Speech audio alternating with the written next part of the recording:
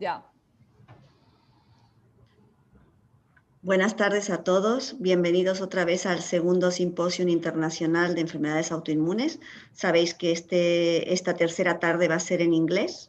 So welcome everyone to the second International Symposium of Autoimmune in lung.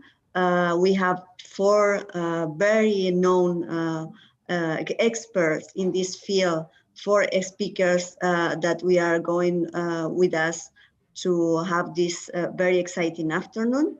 So I'm going to, I have the pleasure to share with my co-chair, Jose Antonio Gomez Puerta, this afternoon.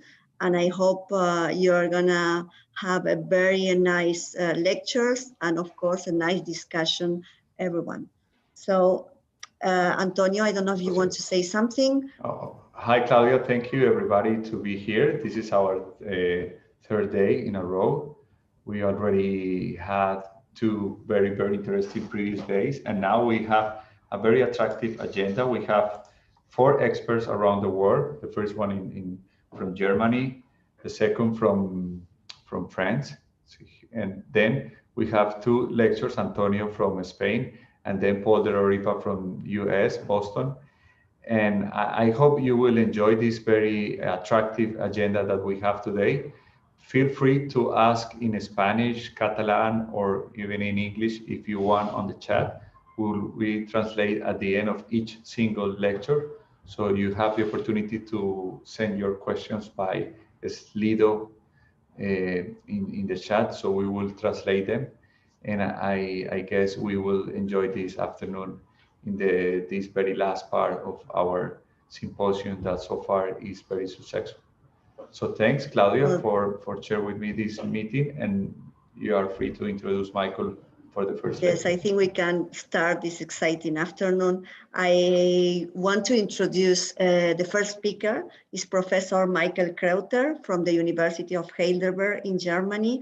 He's a well-known expert pulmonologist in ILD and rare lung disease, and he's going to talk about progressive fibrosing ILD.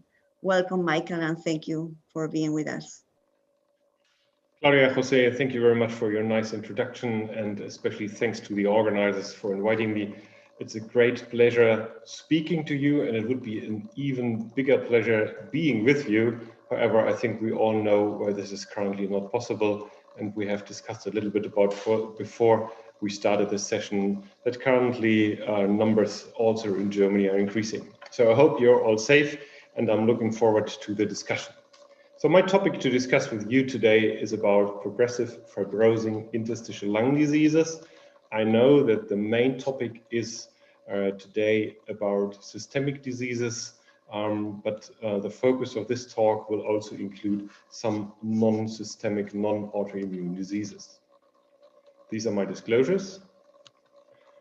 So those of you who are familiar with the Global Burden of Disease study may have seen this update being published only 2 years ago. If you look at the global burden of disease, you can see different outcomes with regards to different diseases. And these are, here is the outcomes with regard to interstitial lung diseases. And what you can see here is on one hand, you see how chronic diseases affect patients. They affect to the number of years of life lost and with regards to mortality. And we had to learn in the past that chronic respiratory diseases are increasing, not only by number, but also with regards to the threat to humankind, because we are seeing and we are forecasting to 2040 that these chronic lung diseases will lead to a higher rate of death and years of life lost. But this is not only true for the blockbusters, chronic obstructive pulmonary disease or others. It is also true about something we're speaking today, interstitial lung diseases. And here we are forecasting a significant increase, almost doubling or 3 times fold in rates of death and numbers of years of life lost. So we have to ask ourselves why. And one of this is the interstitial lung disease with the most progressive phenotype, idiopathic pulmonary fibrosis. A disease limited to the lungs only, and you can see here from this review that there are some patients with a rapid progressive course and that there's a lot of patients who have a little bit milder course. However, we do know that median survival is something between 2 to 4 to 5 years. But in the very recent past, we had to learn that it is not only IPF affecting our patients and contributing to the high mortality in interstitial lung diseases. And what you can see here is that there is more interstitial lung diseases, fibrosing interstitial lung diseases, who have a significant or significantly affect outcomes. First of all, and Yannick Eleanor is going to speak about this more in detail, we see it in systemic sclerosis. While in the early 70s, interstitial lung disease as an organ manifestation only had a minor role as contributing to the death in these patients, you see here that currently interstitial lung disease is affecting most of the patients with regards to mortality. And the same is true for rheumatoid arthritis, and Paul Della Pira from Boston in US is going to speak about that. And we had to learn if a patient is suffering from rheumatoid arthritis without interstitial lung disease compared to that patient who has interstitial lung disease. These patients without ILD have a much better survival, and those suffering from ILD have an almost doubled higher rate of 10-year mortality rates. And also in other disease, hypersensitivity pneumonitis, you can see here that over the years, here we see that numbers and death rates are increasing. So it is IPF, but there's a number of other diseases. And it is mainly other fibrotic lung diseases which affect mortality. So the question is, may fibrosis behave similar? And especially fibrosis, where we find a typical pattern which we call the UIP pattern, behaves similar. And this is the typical UIP pattern. You see here these honeycomb changes. You see here the traction bronchiectases. You see the reticulations. This is what we mainly see in IPF. We see it, but also in other diseases like rheumatoid arthritis ILD, asbestosis-related ILD, fibrosing chronic hypersensitivity pneumonitis, and so on. And for this, to understand better about what progressive fibrosing interstitial lung disease means, I brought you one of my patients with me. I met him 2 years ago. He was 76 years old, and he was suffering from dyspnea on exertion, about 6 months starting that had no cough. His main comorbidities was rheumatoid arthritis, which was diagnosed a year ago, and he was treated with methotrexate and prednisolone. And the patient also had typical other comorbidities like arterial hypertension or deep vein thrombosis. This here is his baseline lung function. You see FVC was decreased to 75%, diffusion capacity also significantly impaired to 34%. So then we discussed that patient because he could not stand methotrexate, what to do, and together with the rheumatologist, we initiated azathioprine and prednisolone. And following this, the patient was stable over a year. You see here lung function is very similar also with regards to diffusion capacity. However, 1 year later, meaning 2 years after the first diagnosis of rheumatoid arthritis-associated ILD, that patient was suffering from increase in dyspnea on exertion. We performed lung function. You see here, lung function 2.2 liters in FVC, which is 70% of predicted. Compared to the baseline lung function, he lost 5% with regards to FVC. Diffusion capacity was also impaired. But especially you can see here how this disease was evolving from baseline here to 24 months later. Now you see here already at baseline some honeycomb changes. However, you see a significant increase in the extent of fibrotic scarring in both of these two sections of the HRCT. So that patient had a progressive pulmonary fibrosis, and he was suffering from rheumatoid arthritis ILD, and that is what we call the currently call the phenotype of PF-ILD. And we find it in many, many other interstitial lung diseases. We find it in IPF. We find it in another idiopathic disease, which we call idiopathic NSIP. We find it in fibrotic chronic hypersensitivity pneumonitis. We find it in unclassifiable, but especially the topic of today, we find it in rheumatoid arthritis and other connective tissue diseases, mainly systemic sclerosis-associated ILD. The problem we are currently facing is what do we define as PF-ILD? It was Martin Koop who thought about this a while and said, well, there's a lot of things which we take into account what we call disease progression. It's increase in symptoms, it's a deterioration in quality of life, it is a decline in lung function, it's an increasing extent of fibrotic scarring on HRCT, and it is acute exacerbations. And more or less from this, you see here 4 different other definitions, one from Rheumatoid in a very nice review, taking also into account diffusion capacity. But the clinical trial, the INVIL trial, which I'm going to speak a little bit more in detail about later, is the one who laid the path for further definitions, and also there were 2 other trials. So in the INVIL trial, it was within 24 months before inclusion into the trial, either a significant decline in lung function or the combination of a decline in lung function and worsening of respiratory symptoms or increased extent of fibrosis on HRCT, or the combination of increase of respiratory symptoms and increasing extent of fibrosis on HRCT. There were 2 other studies I'm going to speak about a little bit later. A study looking at patients with unclassifiable ILD, where you see here it was 5% absolute decline, and the RELIEF study, a German study from the German Center for Lung Research, looking at an annualized FVC decline of more than 5%. Why I'm speaking about this is extremely important, because if you look at these different definitions, and this here is a retrospective analysis of patients with a fibrotic interstitial lung cohort, you see here 2 things. First of all, you see here different definitions, the Contour definition, the INVIL definition, the RELIEF definition, and the disease behavior in these patients, looking at these different categories to define PF-ILD, differ significantly. And also there was a significant difference between the amount of patients when we call them PF-ILD or not. It was something between 30 to 45%. So it is extremely important that we also look at that we have to define an internationally accepted definition for PF-ILD. And the first step was this, that comes from a discussion around in Eritrea, where many friends and ILD experts from all over the world, mainly from Europe, meet and discuss important topics. And also Claudia was one amongst this. And we here discussed how we currently would define progressive fibrosis in clinical practice. And you can see here, it includes a significant decline in lung function, perhaps also in conjunction with decline in diffusion capacity, looking in HRCT, but especially progressive symptoms is something which is important.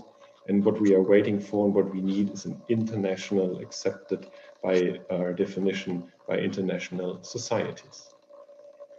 How often do we see these kinds of patients? Well, this is a very nice review by Annelies Weisenbeck and Vincent Cotin looking at pulmonary fibrosis. And what you can see here, this is more or less reflecting the literature at that time, only a couple of months ago. You see here that sarcoid is the most prevalent interstitial lung disease, followed by others, including systemic disease-associated ILDs, iPath, and hypersensitivity pneumonitis.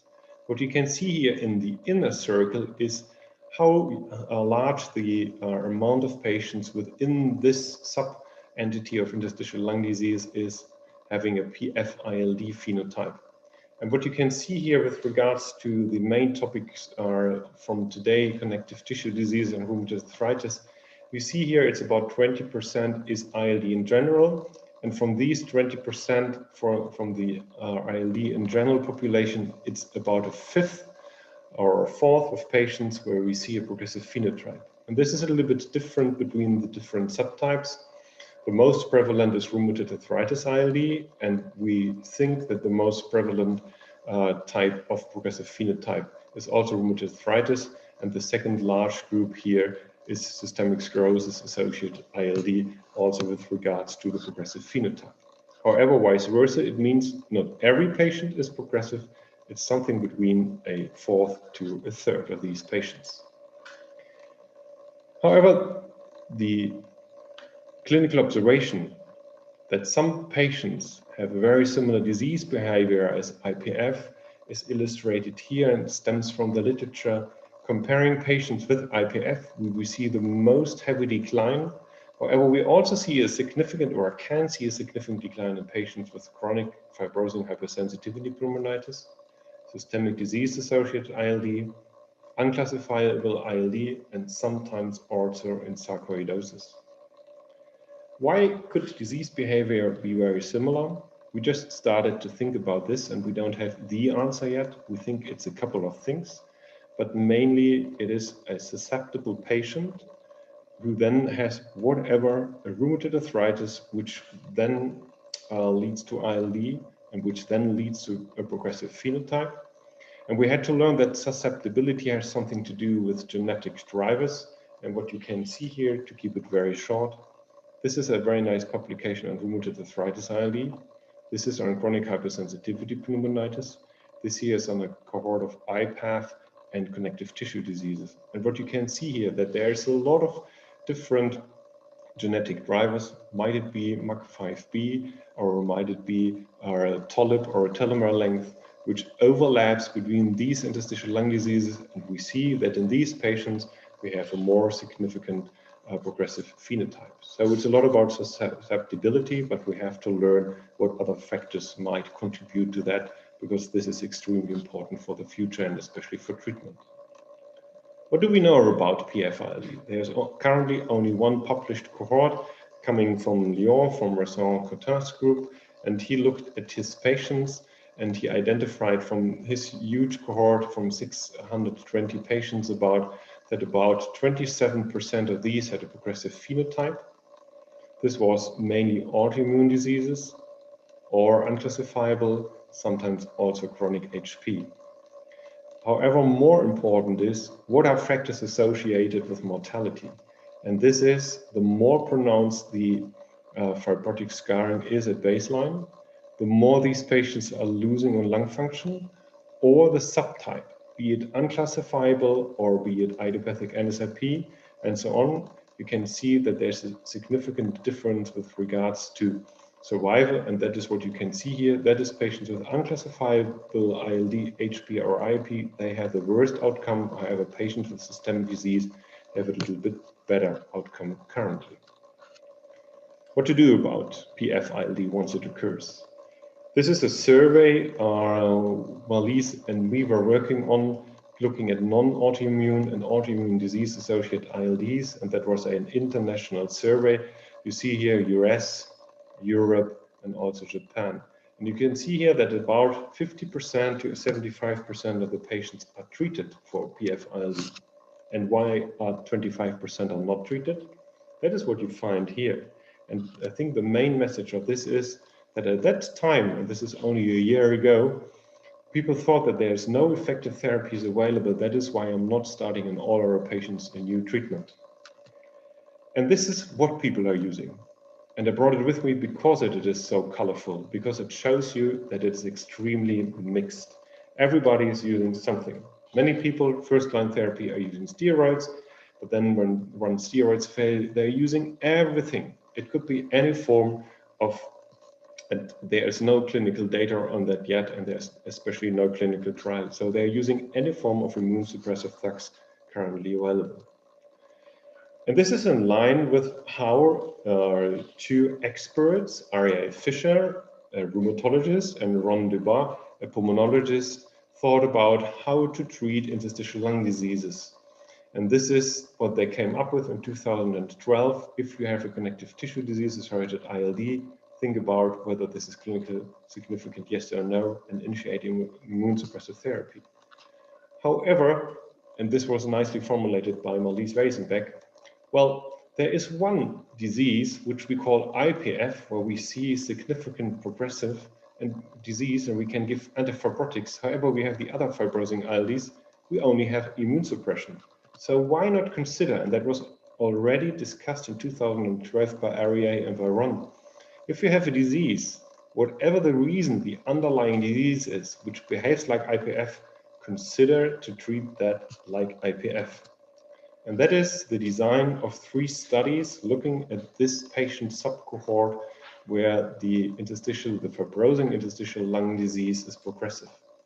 the INBUILD trial, investigating nintedanib over 52 weeks, the RELIEF trial from the German Center for Lung Research, investigating the use of pirfenidone over 48 weeks, and then a 24-week study again on pirfenidone, looking in patients with unclassifiable progressive fibrosing interstitial lung diseases. And you see here that the inclusion of patients was a little bit different. The one study, the inclassifiable, included unclassifiable, also iPath patients, and then the INBUILD study and the RELIEF study in orange and blue were very, very similar. Idiopathic NSIP, systemic disease-associated ILD, HP, and some others. What were the outcomes? That is the nintedanib study. I already discussed about the key inclusion criteria. It was more or less 50 to 50 male to female ratio, 62% had a URP pattern on HRCT. And what we can see here is, and this is very much consistent with data we have from the so-called, from the IPF studies on the use of nintedanib in IPF. And what we can see here in the INBUILD study is that is the patients with a progressive phenotype of interstitial lung disease other than IPF compared to placebo. And we see here a relative reduction of 57%. And patients in the placebo arm are losing almost the same amount of lung function over a year as we have seen in the INPULSIS trials for IPF. However, it is not only the effects on lung function, but it is also with regards to another very important outcome, and this is acute exacerbation, which is something, one of the most deadly complications in fibrosing interstitial lung diseases, because at least for IPF, we do know that short-time mortality rate is about 50%. What you can see here, that there was in this secondary endpoint a significant difference between the non-treated to the treated patients with regards to our first time of acute exacerbations. What about patients with systemic diseases? You can see here that about a fourth of these patients were suffering either from rheumatoid arthritis ILD, systemic sclerosis ILD, or others. And we see here that these effects in these patients were also consistent with comparison to the overall group. So it is also working in autoimmune disease-associated ILDs. Another study was the pirfenidone study, the RELIEF study from the German Center for Lung Research. And in these patients, there were only 127 were included. It is currently in Lancet Respiratory Medicine and Press, and there were a lot of obstacles, and it had to be prematurely terminated because based on an interim analysis for futility due to slow recruitment, we had to stop that trial.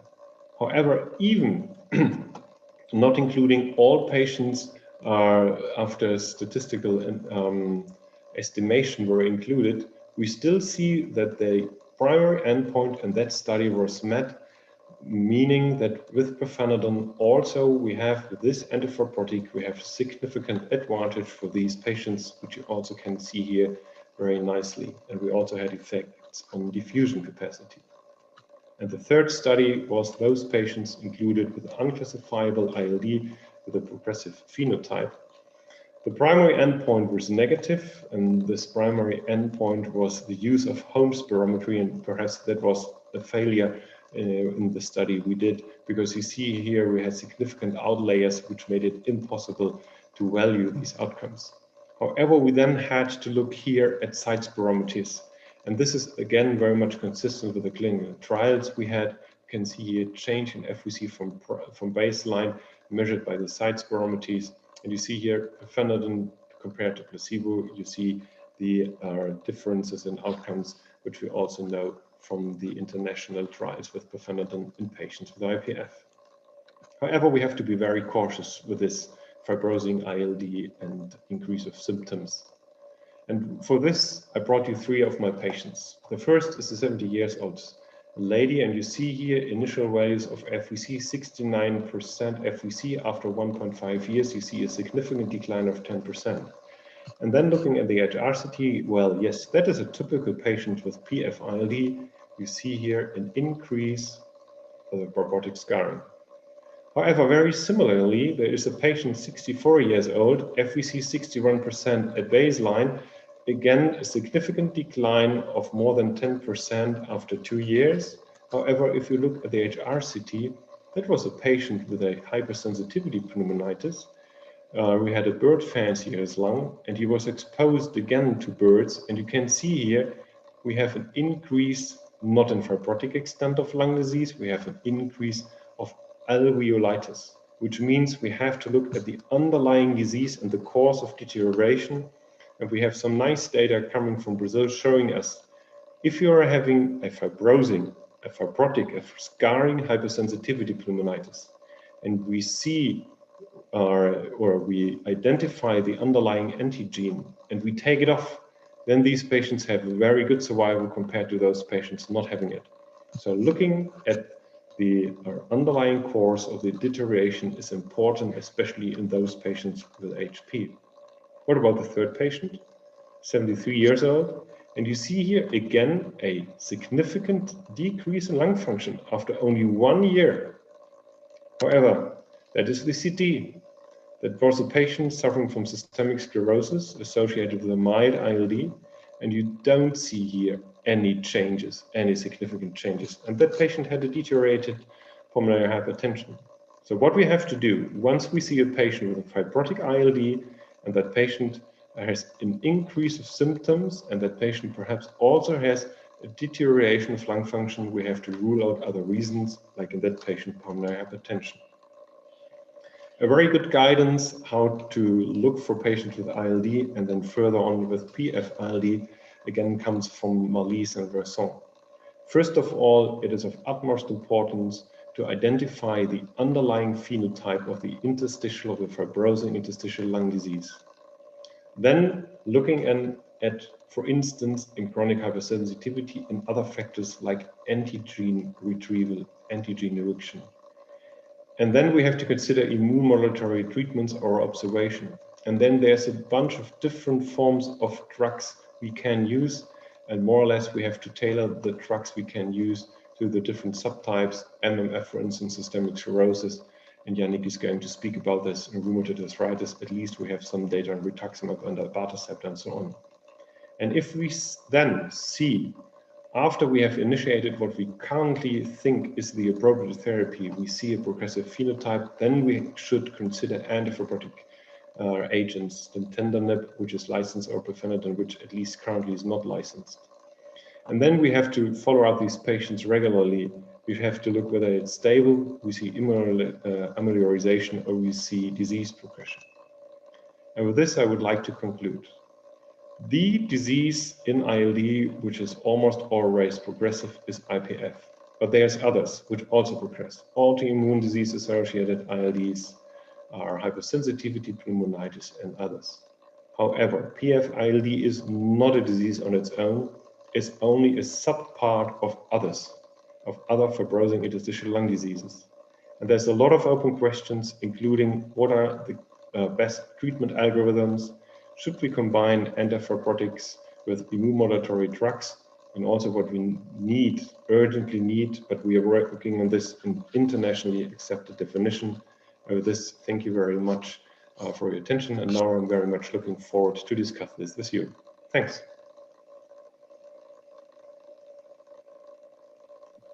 Thank you very much, Michael, for this elegant and complete presentation about progressive fibrosing ILD. And waiting for the question in the chat. Remember, you can make questions in Spanish, Catalan, or English. I would like to ask you, because I think we have important message for your presentation.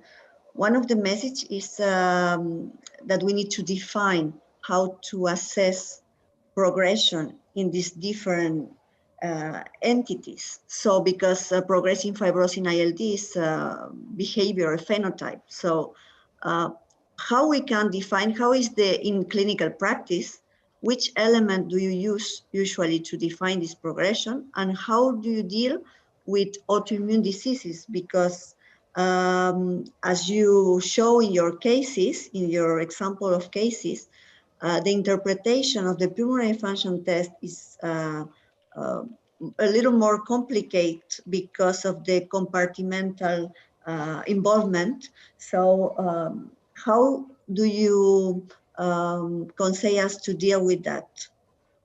So I think very important question. First of all, I think it's extremely important to ask the patient, how are you feeling today?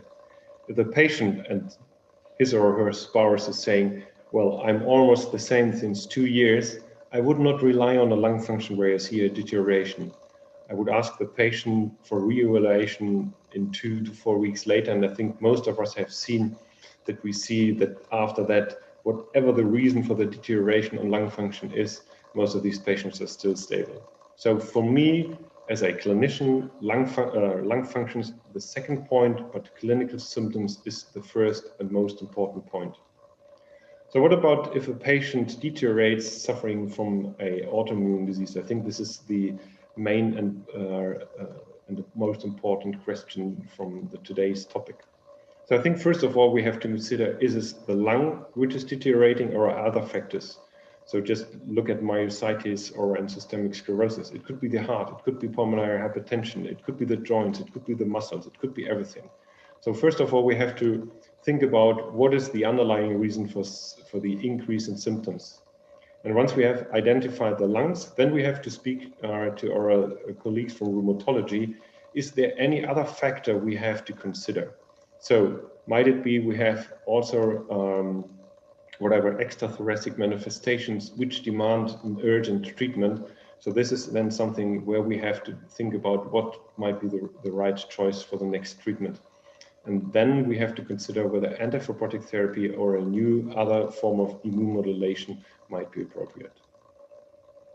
Thank you, Michael. There are a lot of questions arriving for via chat. The first one is, thank you for an amazing talk.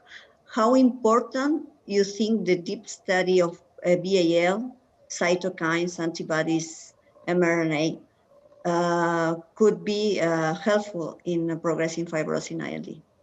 This is a very good question. And to be honest, currently we don't have a good biomarker. We don't have a biomarker identifying at first diagnosis whether a patient will progress yes or no. We have in iPath currently a little bit of hope with the tumor marker CA15-3 and monocytes, and also at least some data for systemic sclerosis and monocytes. However, these data are not that good enough already to identify patients with a potentially progressive fibrosis. The same is true once we have a patient with PF-ILD, because we may use whatever kinds of cytokines or of lymphocytosis in BAL to choose the therapy. However, if you look at the old data in patients with systemic diseases that comes from Turner Warwick at the Royal Bromptons, she has, despite that we are thinking that lymphocytosis is predicting the response to immune modulation, she has reported that it is related to the amount of neutrophils. So I think we don't have a good guidance yet, but we have to work on that in the future with regards to BAL, but perhaps also we may need a new molecular definition or identifier for disease progression, and people are working on that. I think this is something for the future. Okay, thank you. I don't know if Jose has one question. No, I just have, as a rheumatologist, a question about, try to make a similar like as occurring in end-stage renal disease. Once a patient develops a fibrosis, is there any difference the cause of leading to fibrosis, or once the patient has fibrosis in terms of response to antifibrotic and progression? Do you think that's important, or once the fibrosis is already established, is there any importance about the cause of fibrosis? So I still think it's important. Let's speak about hypersensitivity pneumonitis first. What we have learned is once you identify the underlying antigen and you take it off, you have the deprivation of the exposure, then these patients remain stable. So this is extremely important to look at what could it be. I think very similar in autoimmune diseases, it might be to look at perhaps autoantibody titers, because they are at least to some extent associated with the development of ILD, but also perhaps to the progression of the underlying ILD. But currently, we don't have good biomarkers to really identify and to really say which kind of treatment. However, what we do know, if we go to another disease, if we go to sarcoid, we see even in patients with fibrosing sarcoidosis that once you choose the right therapy, and perhaps at least I've seen this in a handful of patients with anti-TNF alpha inhibitors, then fibrosis is to some extent reversible. And this is, I think, what we need in future. So I think still we have to tailor for the different treatments, and fibrosis may behave similar, but it also can behave very dissimilar. So first of all, look at what is the disease, what could be underlying factors, and then what might be the most appropriate therapy. So there is one more question in the chat. It's about if there exists a clinical factor or radiological factor or characteristic associated with the progressive fibrosis phenotype. I guess that they want to know about some baseline characteristic that can predict progression of the disease. Well, if you look at how the INBUILD trial was set up, so they included two sets of patients. They included a set of patients with URP pattern and compared it to non-URP pattern.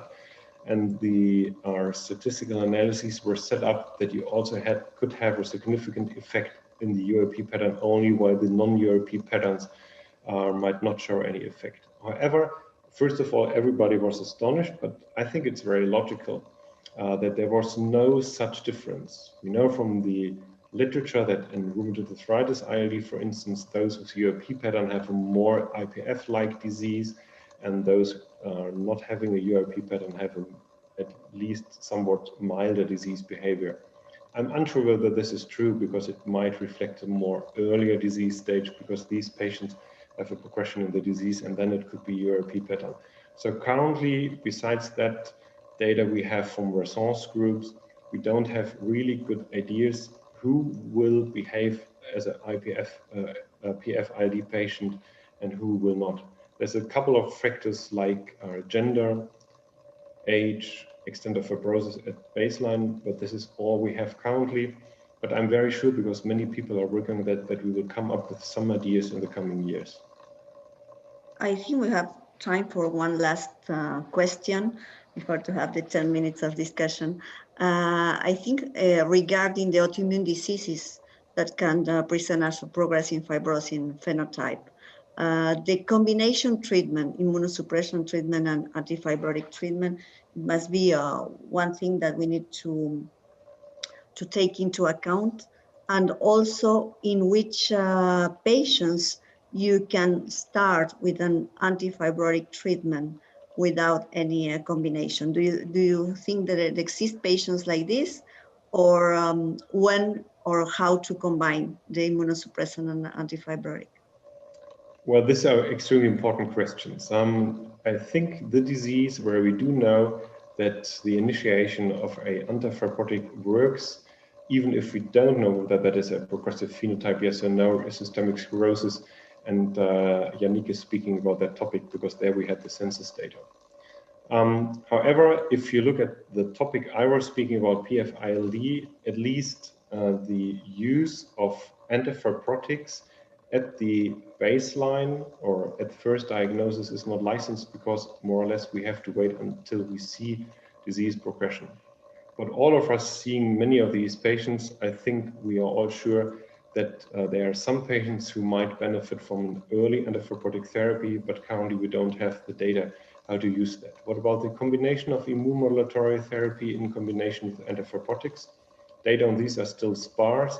However, from some sub-analyses we have seen at conferences with regards to the INBUILD trial, the RELIEF study, or other trials, including the census trial, we see that it might be more efficient, but I'm sure that Yannick is going to speak about MMF and Nintendo and systemic sclerosis a little bit more in detail.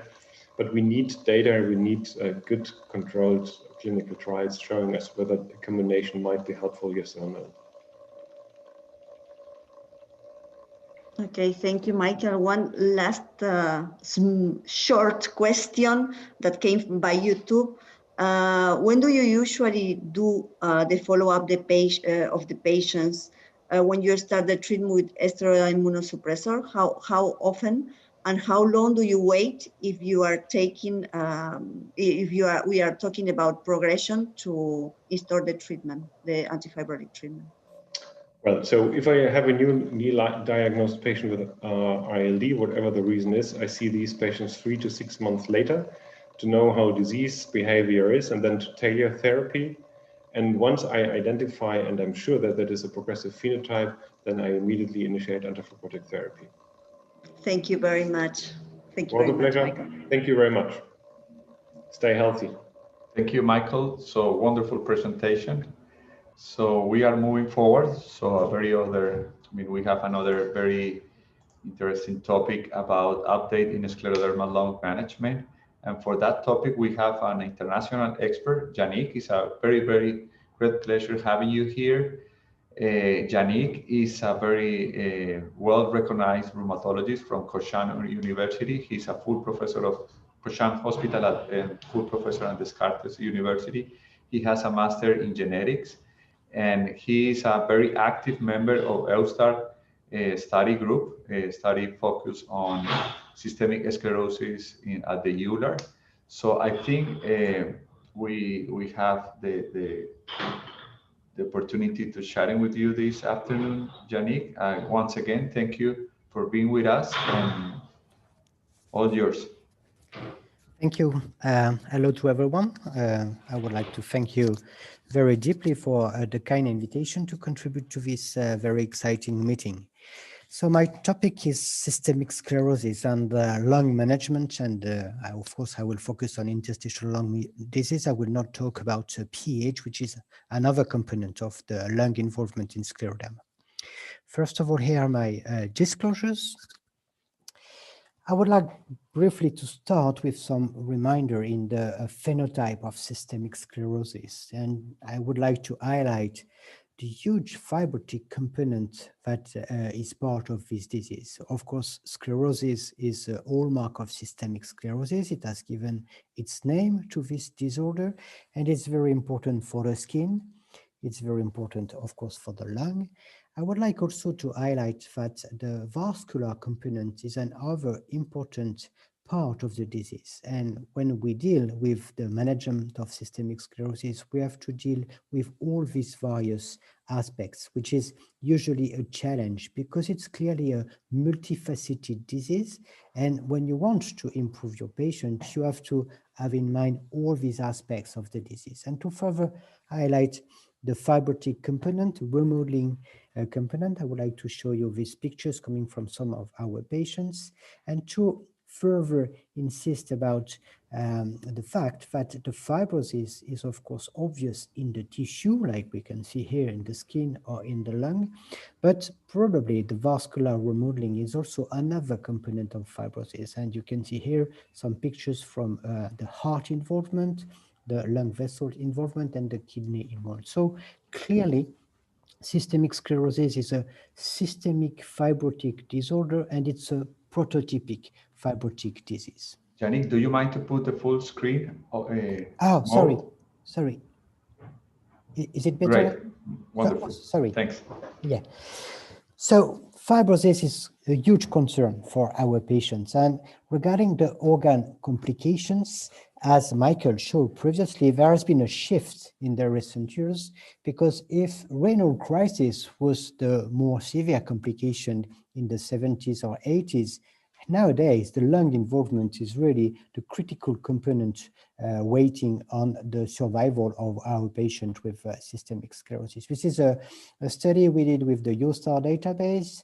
At this time, we had something like 12,000 patients recorded, 1,000 of deaths, and you can see the causes of death that we were able to identify.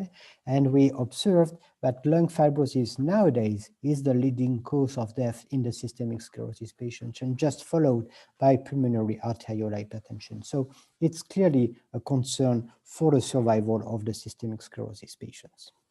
If we think about the prevalence of ILD, I've indicated here some large series recently published, just to show you that as an average, we can say that probably 40 to 50% of systemic sclerosis patients will develop during the course of the disease, interstitial lung disease. And this is telling us that it's clearly a common event. And it's one of the arguments to support that we perform a systematic screening for ILD in all the scleroderma patients. And you know that the guidelines are telling us that we should do a CT scan at the time of the first visit of a patient with systemic sclerosis. So there are some mild changes if we compare the various origins of the patient, but you can recognize here the Spanish data from the very good Risley network, where interstitial lung disease was reported in about 40% of the patient with systemic sclerosis. I would like to go a little more into the details of the Norway study. The Norway study has a big advantage because it's the National Referral Center, and they are seeing approximately all the patients with systemic sclerosis who live in Norway.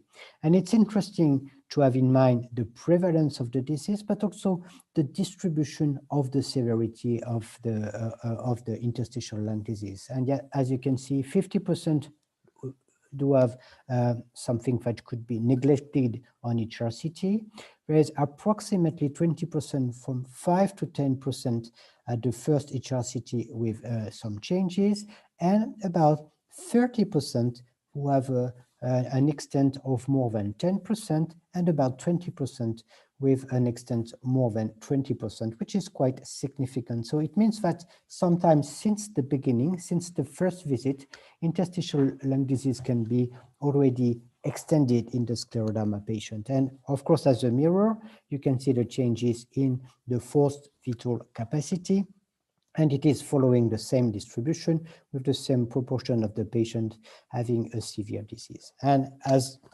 a confirmation regarding the impact on the prognosis, regarding the retrospective data from this study, we can see that survival is clearly reduced in the patients who have any ILD. In this study, the difference was significant not only for the patient with severe ILD, but also for the patient who have, since the beginning, any interstitial lung disease on HRCT. So it's common and it can be severe. We know that the second important point is to be able to define who is going to become more severe and who need to be managed more specifically. We have the GO criteria that looked at that, because in this study, it was investigated what could be the outcomes of the patient with regard to the severity of interstitial lung disease. And the statistical analysis have identified some cutoff regarding the extent of ILD on HRCT that could be also adjusted with the use of forced vital capacity. And I'm sure you know very well this data.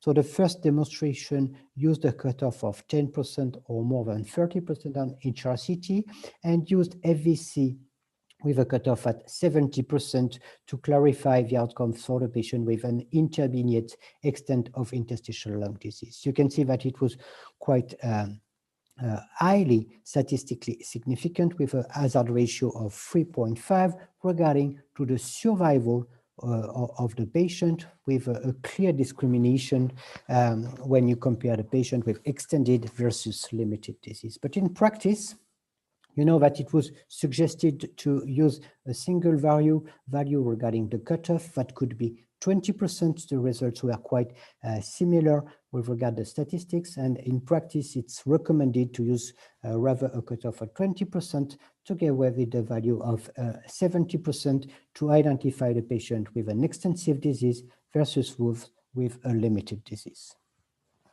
Regarding the players, and it will be important, of course, when we will talk about biomarkers and also therapies for the future, you know that there are a sequence of the events in the lung, which is not very different with regards to the other interstitial lung diseases, with nevertheless some specificities. At the very beginning, it's thought that the epithelium can be targeted, but probably in scleroderma, the endothelium is also one of the target of the pathological processes.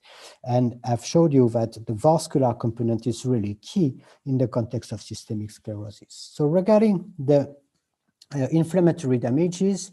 We've seen many publications reporting that the innate immunity can be important together with the adaptive immunity, and there is a role of the macrophages, of course.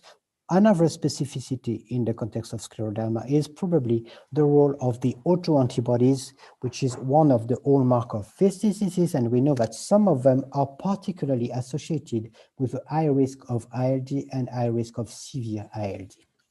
And together, this vascular epithelial inflammatory component will activate the mesenchymal cells, and we know that there is a high propensity of transition from fibroblasts toward myofibroblasts, which then are going to produce in a high quantity extracellular matrix component that will contribute to the perpetuation of the damages, with the role of hypoxia to continue the remodeling of the lung tissue. So these are the main players for the pathogenesis of ILD in the scleroderma patients. Regarding the main pattern that is seen in scleroderma, I think it's quite consensual that the very large majority of the ILD fulfill the criteria for being NSIP. I'm sure that you are well aware of this. I have to say that it's something that is interesting and stimulating, because it's quite, I would say, unexpected to see that the inflammatory component and the transition from inflammation toward fibrosis is very specific in the scleroderma disease, which is a prototypic fibrotic disorder. For me as a rheumatologist, it's quite striking to see, for example, that rheumatoid arthritis is really characterized by UIP, honeycombing, whereas scleroderma, again, very characterized by the strong skin fibrosis, is more characterized by NSIP. So I do not have the explanation, but I think it's something interesting to follow and to investigate. Having said that, NSIP is the most common pattern. We can identify this from many series. I've highlighted here the Brompton data with a huge majority of NSIP, but like in the other interstitial lung diseases, when there is a UIP pattern, it's clearly of worse prognosis as compared to the NSIP. So the pattern is NSIP. Sometimes you can have UIP, and this patient will have a poor prognosis. So what are the risk factors that have been so far identified as being at high risk for scleroderma ILD? I think we have some data that are well identified, that have been reproducibly identified. And from this, we have first the black ethnicity. So ILD occurs earlier, it's more severe with worse outcomes. It's the same for the diffuse cutaneous subsets. So you might know that we say that usually the prevalence is 60 to 70% in the patient with the diffuse, and it's rather 20 to 30% in the patient with the limited cutaneous subset. One key parameter is the anti-topo-1 antibodies. There are several data supporting that anti-topo is strongly associated with the risk of ILD and of progressive ILD.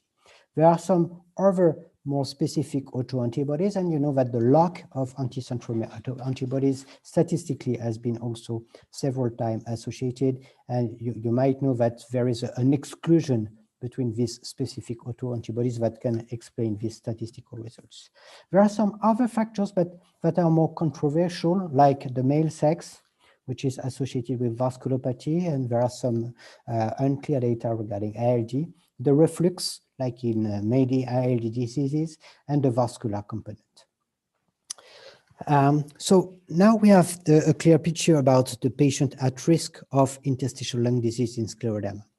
The next challenge relates to what Michael has been presenting, and I'm showing you here some pictures from one of my patients, and it's very striking to see that for some patients we will have a fast and severe progression in quite a short time period, whereas in some other patients they may remain a long time very stable or progress very slowly and without a huge difference as compared to the very beginning. And the trajectory is very important to evaluate in the scleroderma patient. You know, heterogeneity is clearly one of the characteristics of the systemic sclerosis patient, and this does also apply to the Scleroderma ILD. So I would like to show you some data about these trajectories and the risk factors for progression.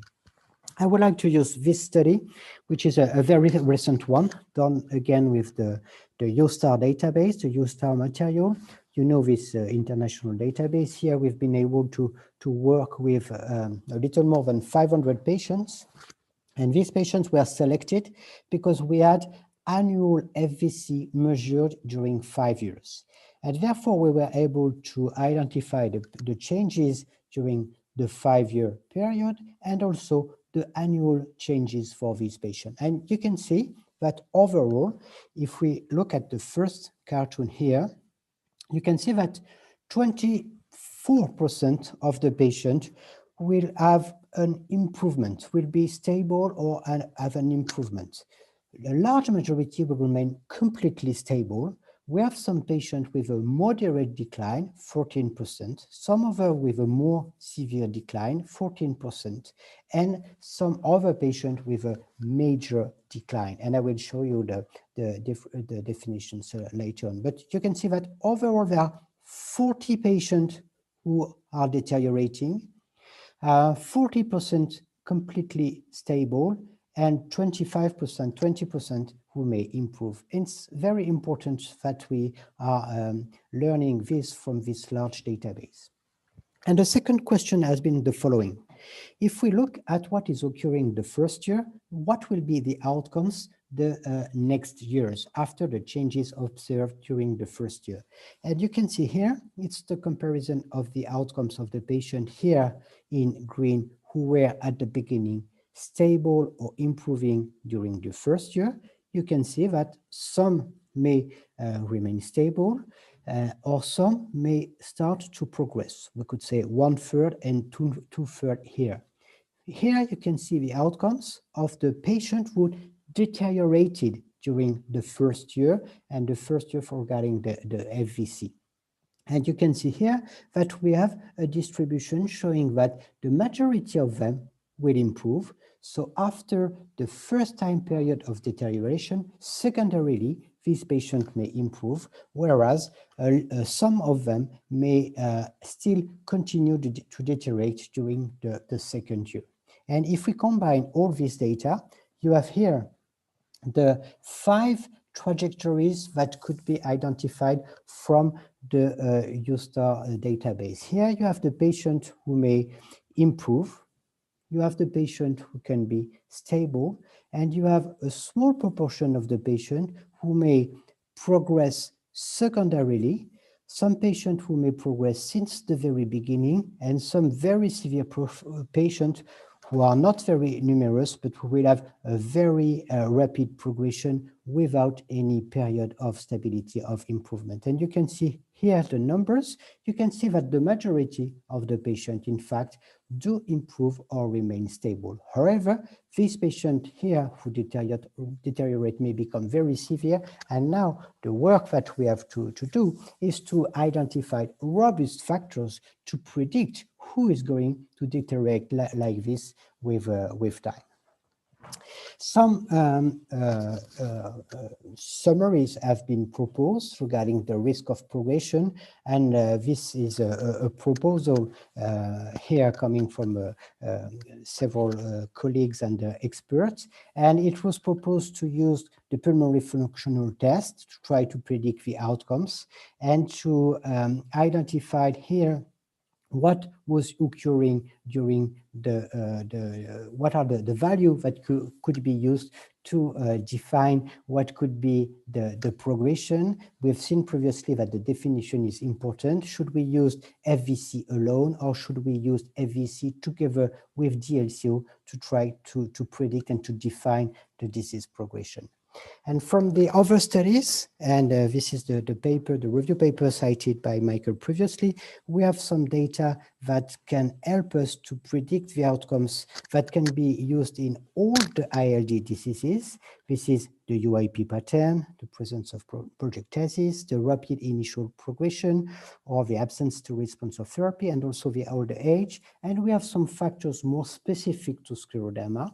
And these are the older age at diagnosis, the shorter disease course, the Black American ethnicity, the presence of the reflux, or as in the GO criteria, the extensive ILD on baseline HRCT. So these are factors that should help us for the management of our patients.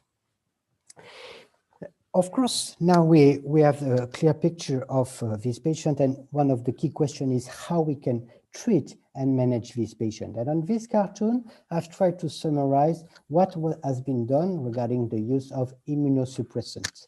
And you can see that we have 4 studies that were randomized control studies that were specifically done in the context of Scleroderma ILD. So you recognize some of very popular study. The first one is the SLS1 study that investigated systemic cyclophosphamide versus placebo. I would like to highlight first that this study used oral cyclophosphamide. And of course that this is something very important because we know that the safety of oral cyclophosphamide is not very good, and this could be observed in this study with quite numerous side effects. So nevertheless, I would not spend too much time on the inclusion criteria. At the end of the initial 12-month period, you can see that there is a trend of improvement with a p-value of 0.03 in favor of the cyclophosphamide, showing that the trajectory was better in the patient receiving cyclophosphamide in the again by the oral route. However, you know that the next years, when the evaluation was done at 2 years, there was not anymore any benefit of cyclophosphamide. And this is the first randomized control study done in Scleroderma ILD, and I would like to highlight again the not very large sample size. Regarding the use of IV cyclophosphamide, which is more our practice, of course.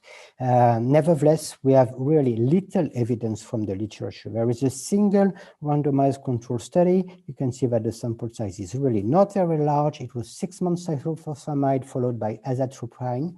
The inclusion criteria were meaningful, and you see that there was a trend of improvement. Nevertheless, the sample size did not allow really to determine clearly the effect of IV cyclophosphamide, but this is the only randomized study we have so far to support the use of IV cyclophosphamide.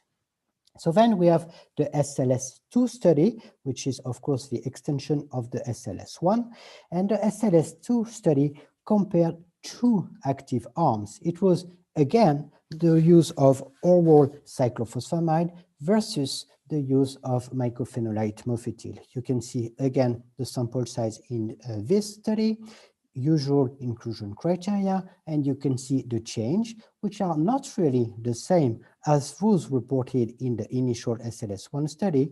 And you can see that at the end of the 24 months of observation, because it was 1 year cyclophosphamide, 2 years mycophenolate mofetil, you can see that all the patients are improving with a change of about 3% of predicted value of AVC. I would like again to insist that there was no placebo arm in this study, and this is the single randomized control study that was done to support the use of MMF in systemic sclerosis interstitial lung disease. And if we look at more recent data, we have one trial that investigated rituximab. It's a short-term study, only 30 patients per group, classical inclusion-exclusion criteria, and you can see the outcomes after 6 months with a clear benefit of rituximab. Nevertheless, again, the sample size is small, the duration of follow-up is quite short, it's a monocentric study, so with some limitation to really believe that we can extrapolate this data and apply them in our practice. So I think that you will agree that the level of evidence was not so high so far regarding the use of immunosuppressant for interstitial lung disease related to systemic sclerosis. And this is following this study that another reported investigated another drug that is tocilizumab. I did not include tocilizumab in the previous table because the study did not recruit patients with interstitial lung disease. The study recruited patients with early diffuse skin involvement. Nevertheless, as a secondary criteria, lung involvement was investigated, and the results are quite striking and stimulating because you can see here the picture on the whole population. It's 200 patients, a phase 3 trial, again looking at skin involvement, and you can see that after 1 year, the patient receiving the placebo are losing 167 milliliters of force vital capacity, whereas the patient who received tocilizumab remain completely stable. And this is even more striking in the group of patients who were identified of having ILD at baseline, because in this group of patients, you can see that they are losing 257 ml as compared to stability in the patient receiving tocilizumab. So again, this study was not done in scleroderma ILD patient. Nevertheless, there are some striking results to support that in this very specific population at the very early stage, the use of the anti-IL-6 treatment could stabilize or block the progression of interstitial lung disease. And I think it's interesting, and we will have time to talk about this during the discussion. And then I will come to the very recent data, which is the Sensis trial. So following all these studies investigating immunomodulators or immunosuppressant, this study looked at the effect in scleroderma ILD of the antifibrotic nintedanib. You know the drug, a TK inhibitor, and you can see here that this study is really the largest one ever done in scleroderma, and even more in scleroderma ILD patients. So about 300 patients per arm. You know the inclusion criteria. It was a disease duration less than 7 years and more than 10% of fibrosis on HRCT at baseline. The pulmonary functional tests had to be quite normal, no vascular component, and MMF or methotrexate could be kept according to the physician decision if the treatment was ongoing since the last 6 months. Just a few words about the baseline characteristics. It's very important for us dealing with the scleroderma patient because this trial was done both in the diffuse and the limited cutaneous subset.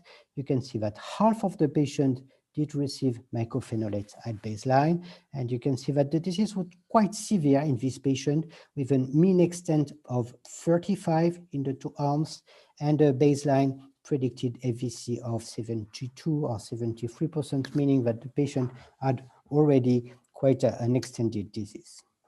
And here are the outcomes. So the main result, the primary outcome, is this one. You can see that for this patient in the placebo arm, they did lose during the 1 year of observation about 100 ml, whereas the patient receiving nintedanib did lose about 50 ml during the 1 year of observation time. This is giving a relative reduction of 44%. And you can see here the 2 slopes with something really different after 6 months of observation. So this was statistically significant, showing that nintedanib is able to reduce the loss and reduce the decline of FVC in this selected patient with scleroderma ILD. You remember that some of them were using mycophenolate. It was about 50% of these patients. So whatever their characteristics, it's important to focus on the outcomes of the patient receiving mycophenolate. And as Michael said previously, the results are very interesting for us. First of all, you can see that for the placebo arm, when nintedanib was used, there is a lower decline in the placebo arm when you compare the use of not of MMF, which is somehow suggesting that MMF could be helpful. But in addition, I think that the most important result is this one, because when the patients were treated at the same time by nintedanib and MMF, you can see that this is the group of patients with the better outcomes, because they did lose during time only 40 ml during the 1 year of observation. So these results are really very interesting. So nevertheless, I would like to remind that the study was not done to evaluate the combination of treatment. And the patient receiving mycophenolate were already treated by this treatment, and the physician decided to keep this treatment. And they decided to keep this treatment probably because the patient was a responder, or at least was a good, was tolerant to the treatment. So it's of course one way to select the patient. Nevertheless, having said that, we have some indirect suggestion that MMF by itself can be helpful, and that the combination of the two is giving to the patient the best scenario to protect against the decline of FVC. You know that regarding the other outcome measures, the results were not significant, but the patients were not selected for having a severe skin involvement.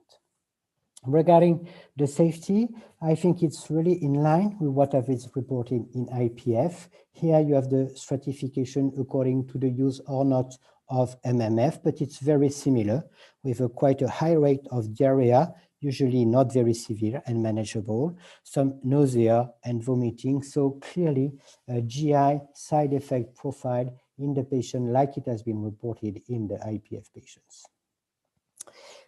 To show you some very recent results, I take the opportunity to show you the Census On results. The Census On is the second year after the 1 year of the randomized trial, and we have some patients that continued nintedanib, and we have some patients who were initially in the placebo arm who initiated nintedanib, and some patients coming from another small trial were also included in this group called initiated nintedanib. And here are the results, and it's quite interesting because you can see here the results for the first part of the Census trial, and here the results observed in the Census On.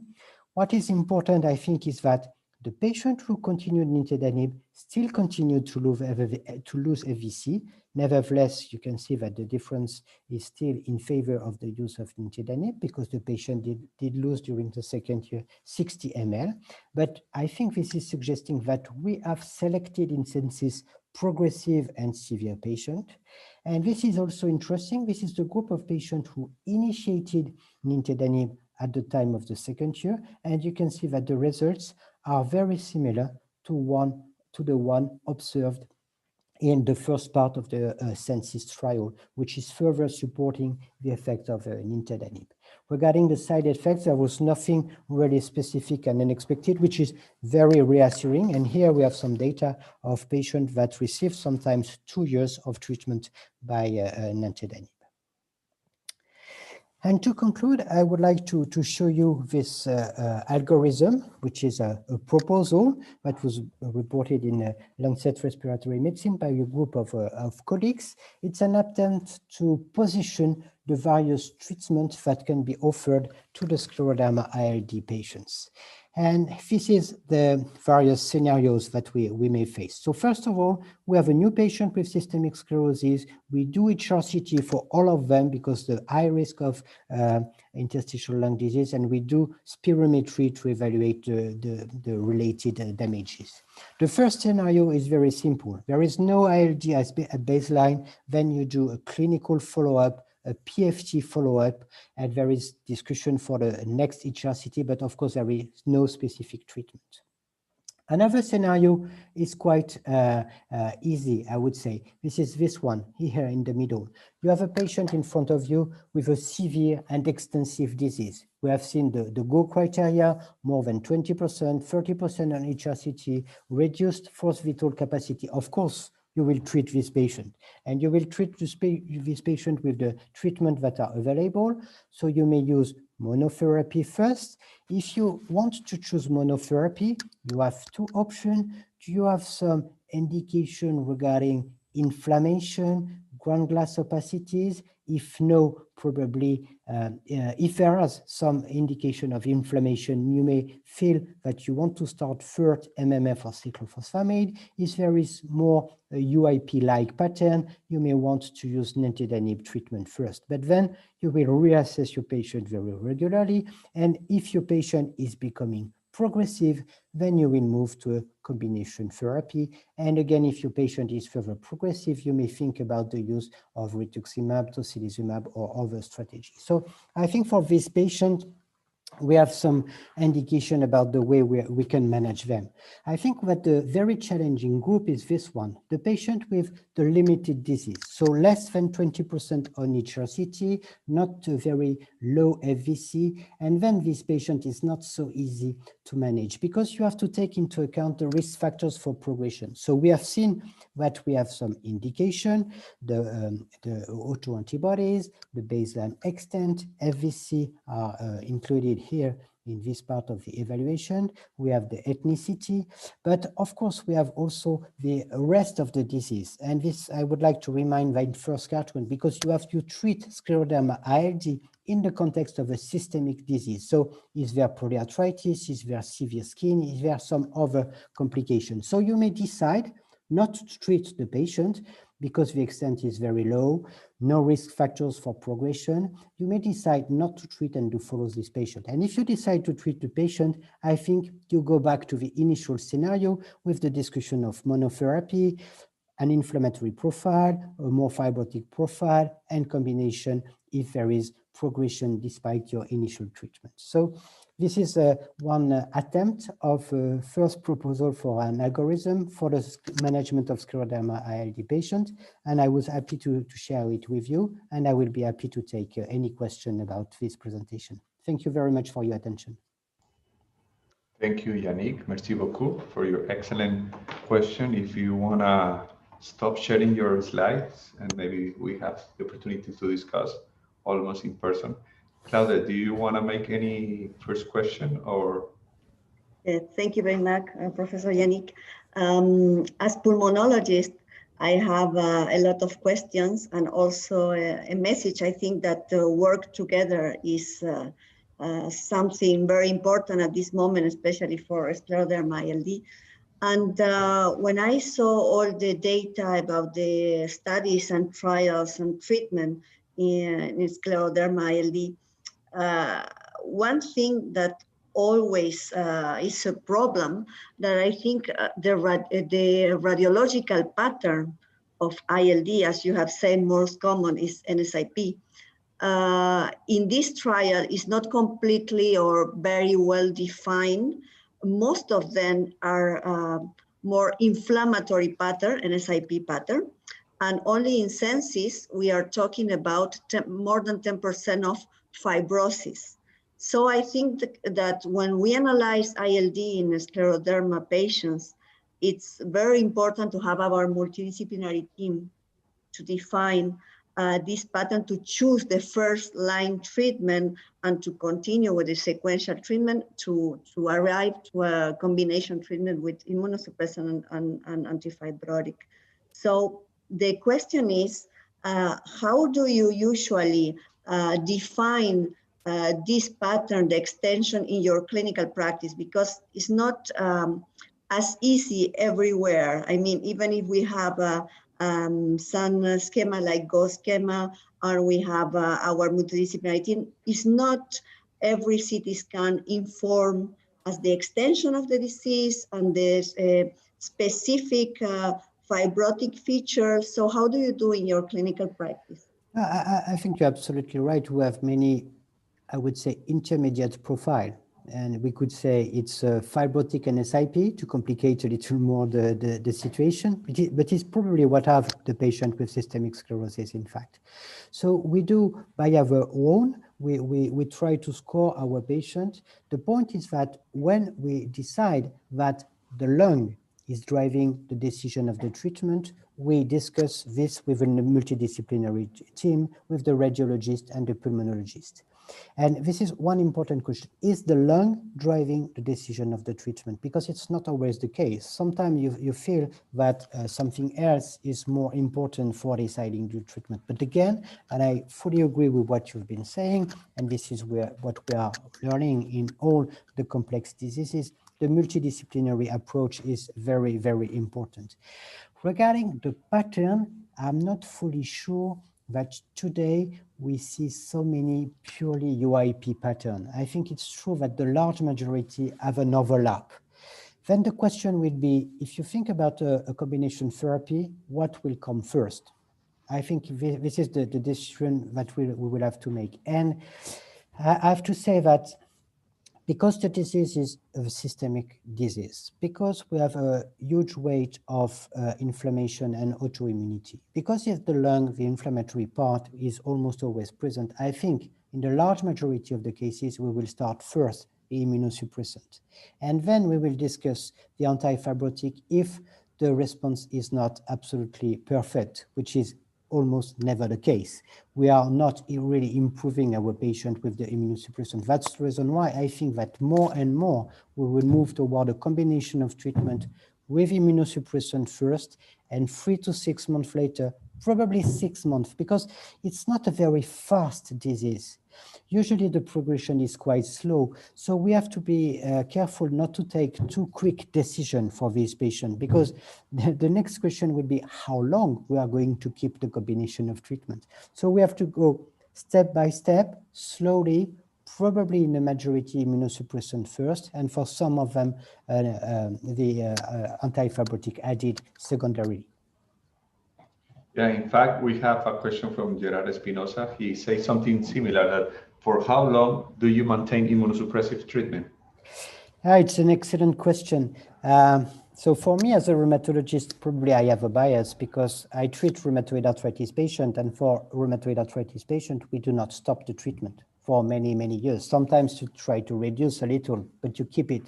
So if I treat a patient with early diffuse systemic sclerosis with autoantibodies, I think at least if the patient is stable, I will keep it for 5 to 7 years. I will try to go over the first 5 years, which are absolutely key regarding the progression of the disease. But, you know, it's also a question of tolerance of the treatment. If you feel that you have stabilized a difficult disease or a disease with poor prognosis, and if the safety profile is good, probably you will continue for many years the treatment with the immunosuppressant. I want to take advantage because in the Anna Hoffman paper that you mentioned recently published in Annals, you say that some patients develop like a wakes and wane pattern, like a decline and then improve. But at the same time, you say even 5% decline in pulmonary function could be relevant. Yes. So could you tell us something more about it? Because this is not a usual variation between pulmonary function tests. Yeah, yes, you're right. I think one of the limitations of what we did in USTAR is that we could not take into account disease duration for defining the trajectories. And I think it's very different if you are in the first 3 to 5 years, because if you are losing volumes in the first years, I think this is telling us that you are going to continue to decline and to progress. If you have, after 10 to 15 years, you can have some fluctuation of the FVC with some mild changes. And you know from the SLS studies, MCID was identified at 3% of the predicted value, which is not very high regarding the variability of the measurement. So I think we have to be careful regarding this cutoff, this low cutoff, 3 to 5%, because sometimes it will not be reproducible. So first, I think I would repeat the FVC to see if there is really a trend or not. And second, for me, to interpret the changes and the decline, the disease duration is absolutely important. And I think this is the lesson from the tocilizumab study. The tocilizumab study is very interesting. Early diffuse patients with 50% have ILD at baseline. Nevertheless, you have seen the huge progression, about 200 mLs in 1 year, which is very large. So we have really to concentrate our effort in the early stages of the disease. We have two more questions here at the chat. I try to resume them in one. One question is about the importance of other isotype of antibodies, IgA or IgM, in bronchoalveolar lavage. And the other one is because less than 70% of pulmonary function, we could only start antifibrotic drugs with minimal evidence of traction bronchiectasis independent of pulmonary function capacity. So it's both one of antibodies and the other one. So regarding the first one, I don't think we know isotype of anti-topoisomerase antibodies. I'm not sure we differentiate them, but clearly anti-topo is the key antibody for lung prognosis. Anticentromere are more protective, RNA polymerase 3 are more for skin, cancer, and renal crisis, but anti-topo is really the key autoantibody for the risk of lung.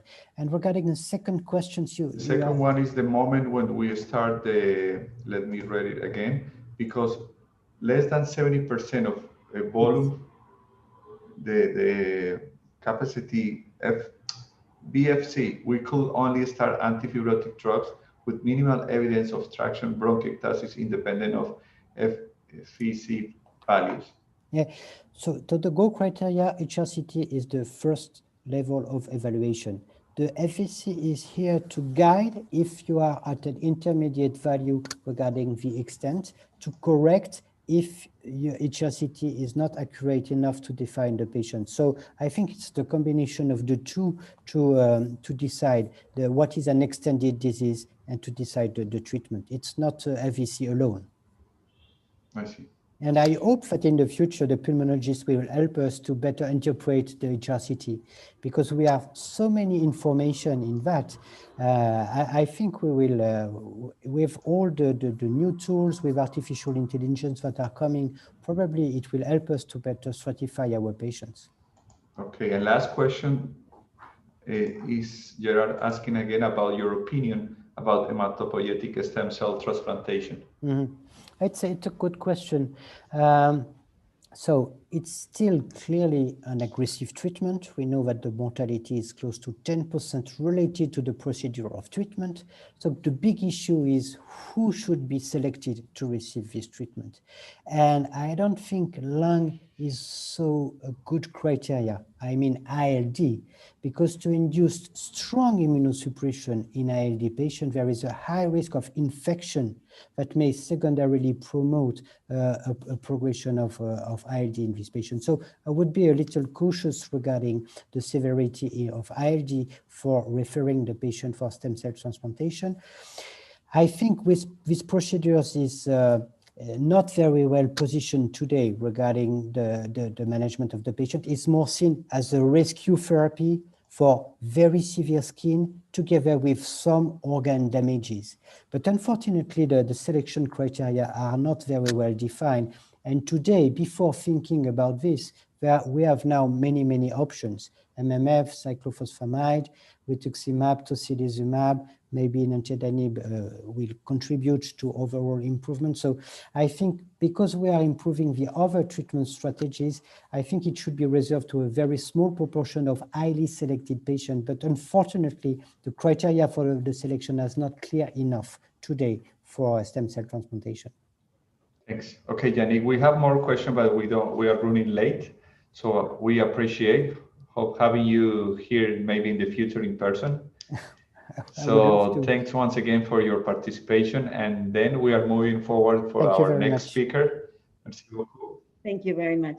And next Claudia, tenemos un invitado especial de Santiago de Compostela. No sé si Antonio está allí. Antonio no es reumatólogo, pero es un especialista que es de química muy allegado a nuestra especialidad, y la verdad es que los que hemos tenido la oportunidad de escucharlo en otras charlas es su capacidad, lo que llama la atención es su capacidad de explicar de una forma simple lo complejo, y la verdad es que es un gusto tenerte aquí, Antonio, para que nos hables de los avances recientes de la enfermedad pulmonar intersticial en artritis reumatoide. Él tiene una vasta experiencia en este campo, no solo en anticuerpos antipéptidos citrulinados, sino recientemente péptidos carbamilados, y yo creo que nadie mejor que él para que nos dé una charla como esta. Antonio, gracias por estar aquí con nosotros y todo tuyo a la pantalla si quieres compartir.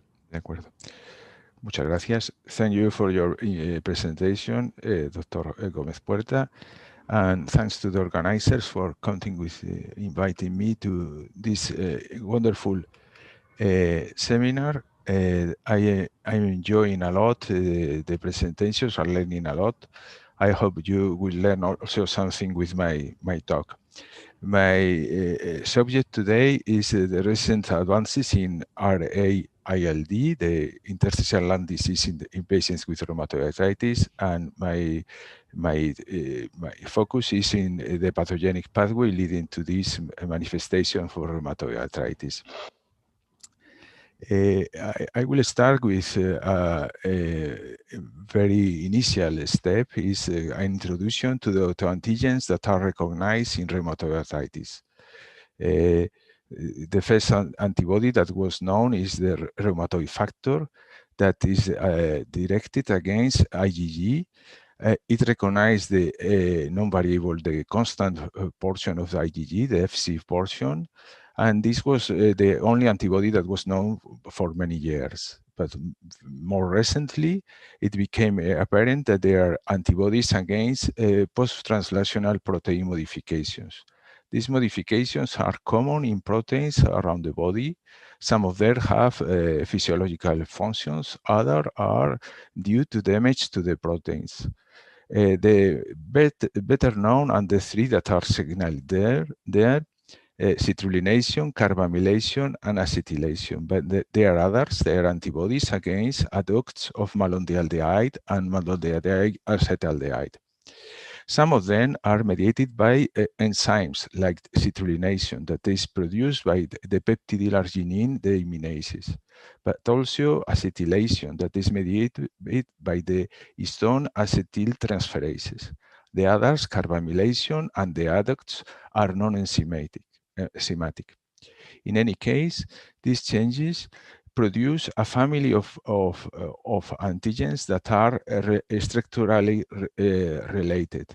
If you look at the lower row, you see that there is on one side is citrulline and homocitrulline, and they are only different in the length of the aliphatic chain. That is one methylene group longer in homocitrulline. And in between homocitrulline and acetylated lysine, the only difference is that the amino group here is changed in a methylene group. This similarity between the antigens means that the antibodies have some cross-reactivity or polyreactivity.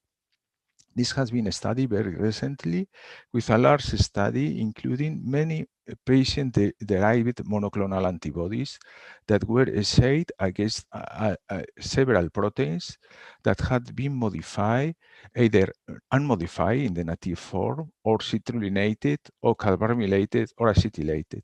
And in this way, it was possible to identify some monoclonals that were very monospecific, very selective in the specificity, only recognizing one protein and with one modification, like this one that is represented in one side in the other. Others, in contrast, were very polyreactive, like this one, that is recognizing several proteins with several modifications, as is shown here in the ELISA results and here in the Western blot. Therefore, we have what is called a hierarchy of autoantibodies, many of them related, and therefore in the patients we have antibodies that recognize several autoantigens in the same family. These autoantibodies precede synovitis by years, and this is a very surprising finding, because the antecedent is in many years, in some cases even more than 10 years. And in these patients, there are no signs or symptoms of arthritis in the joints. The antibodies appear without a defined order. Therefore, in some patients, it appears the first rheumatoid factors. In other patients, the first are the anti-citrulated protein antibodies. And another striking aspect of these antibodies is that they finish to appear at the time of clinical onset. In most patients, there are no new autoantibodies appearing later. Therefore, it seems that in our long pathway to rheumatoid arthritis that could be started in the genetic risk factors, in the could be environmental risk factors, there is a lapse before the start of the symptoms in the joints, and in this lapse there is a phase of autoimmunity. The previous data have shown that autoimmunity can be separated from joint inflammation. It's not linked, it precedes by years. And this autoimmunity that is manifest in the antibodies present in the blood calls for a previous phase of localized autoimmunity. And this is something that we are going to explore here in relation with RA-ILD. This is a minor pathway because it's followed only by a fraction of the patients. About 5 to 10% of the patients develop clinical symptoms of ILD. Most often, these clinical symptoms are developed once rheumatoid arthritis is full-blown. Therefore, we put it at the end. And we are going to follow some steps, some risk factors, genetic risk factors. Some of them are specific of rheumatoid arthritis, others are like the ones observed in IPF. And finally, there are some that are specific of RA-ILD. Also, there are environmental risk factors, autoimmunity, the localized that we will explore in the lung, and finally, this is a phase of systemic autoimmunity and the lung manifestations. We start with the IPF shared risk factors. This is the first component of the risk factors that we will look at. IPF has a genetic structure that is peculiar, is different from other diseases because it has 3 components. One made by the common variant of large effect, this mucin 5B gene that is able to account for 30% of the risks of the disease. There is also a group of that is in this side of mutations that are, as all mutations, very rare, but have a large effect. And finally, the common component of most complex diseases that are the common variants of a small effect. And the ones that have been found associated with RA-ILD are the ones that are over this line of high effect size, large effect size. The first one is the mucin 5B SNP that is placed in the promoter of this gene. This common variant of large effect in IPF is also showing association in RA. When patients with RA-ILD are compared with patients with RA without ILD, the odds ratio is in the order of 3, as shown in this comparison. But even more, when the patients are selected by the pattern, the radiographic pattern, the ones showing the UIP pattern, compared with the patients without ILD, the odds ratio is able to find the level of cyst. Therefore, it's a very marked effect. This variant is this gene, codes for the mucin 5B protein that is the major component of mucus, protein component for the mucus in the airways. And in the patients with ILD, it's overexpressed, as shown in this image, with covering the surface of the alveoli, the bronchioli, and the cyst. This is a variant that is a gain of function allele, therefore it increases the function of the gene and impairs the mucociliary clearance of the airways. It's also interesting that this variant is rare in East Asians, whereas in Europeans has a frequency of around 10%, 9 to 10%. There are other risk factors, genetic risk factors for IPF that are also shared with rheumatoid arthritis, ILD, and this is the case of the rare mutations. They were studied in a study including only 101 patients, therefore the data are not completely solid, but are very promising. And in this study, it was found first that mutations in one gene, the surfactant protein C gene, that is marked with the blue arrow, were increased in the patients. This surfactant protein, these mutations are known in IPF that cause a phenotype that is called endoplasmic reticulum stress in the alveolar epithelial cells, damaging them. Also, there were mutations that were enriched in these three genes. These three genes are involved in the maintenance of telomere length.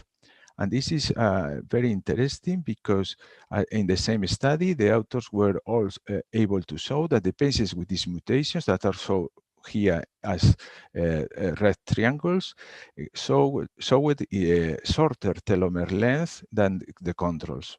And this, as you know, the length of telomeres, when it becomes short, limits the capacity of the cells to proliferate. And this is called senescence, and is also observed with old age. Therefore, we know that old age is a risk factor for RA ILD, and in this point, the two, the genetics and the age, become together to increase the risk for the disease. Also, we have that smoking is a risk factor for IPF, and in the same way it could contribute to rheumatoid arthritis. The damaging effects of smoking on the lung are very, very variable, and it's impossible to cover all them. But what is important is to signal that they lead to mucus hypersecretion, to damage of the alveolar wall, and also to induce fibrosis. And we have also a genetic risk factor that is specific for RA ILD. It has been discovered very recently. It's a paper of the last month. Is the first GWAS done in RA ILD. It has been done in Japanese patients with 358 RA ILD patients compared with more than 4,000 controls. And there was only one locus that appeared. This locus is in chromosome 7. It's important to remember that mucin 5B was not present because the risk allele is rare in East Asians. The locus was identified as the gene RPE3 that shows an altered expression with the risk variant, and that is involved also in the DNA replication and telomerase regulation. This is important because, again, is showing the importance that the length of telomeres, the senescence, is for the RA-ILD phenotype. It is possible to combine all these risk factors in a hypothesis combining stress and senescence. Here, the major players are highlighted: the alveolar epithelial cells type 1 that cover the alveoli, the alveolar epithelial cells type 2 that are repairing the alveoli when the first ones, the type 1, die. And also are producing alveolar surfactant, therefore they are affected when the alveolar surfactant is the surfactant protein C, or other surfactant proteins are dysregulated, and the mucin 5B production that is also affecting the function of the airways. We pass now to the third component of the risk factors, that are the risk factors that came from the side of the rheumatoid arthritis risk factors. We have the genetics one, and in this case, rheumatoid arthritis has a genetics that is similar to other complex diseases. It has many loci, 120 have been discovered already. They have a small effect, only a few of them have a odds ratio over 1.5, and they explain a small fraction of the disease heritability. Most often they are specific for seropositive rheumatoid arthritis, but not yet any of them is specific for RA ILD. There are some studies showing some specificity, but none of them is sufficiently solid to be commented. What these loci are signaling is the involvement of immunity, both innate and acquired immunity, in the susceptibility to rheumatoid arthritis. In this drawing, the genes that are associated are shown in orange ellipses, and there are many. It's impossible to go through all them, but some of them are cytokines, others are signaling molecules. These others here are involved in cell cycle regulation, and in this highlight, in this side, are involved in TCR activation. For example, well-known molecules like CD28, CTLA4, ICOS ligand, or the MAC class 2 molecule. Therefore, genetics is signaling to immunity, and smoking is a risk factor for rheumatoid arthritis, and it's also affecting in many aspects both the innate and the adaptive immunity. And the overall balance of these changes is an increase of risk for autoimmunity. This is shared with some occupational dust like silica exposure and exposure to textile dust and others. But also smoking increases the expression of the rheumatoid arthritis autoantigens. Starting from the right side, smoking causes a change in the balance between histone acetyltransferases and the acetylases, leading to an increase of acetylation of proteins.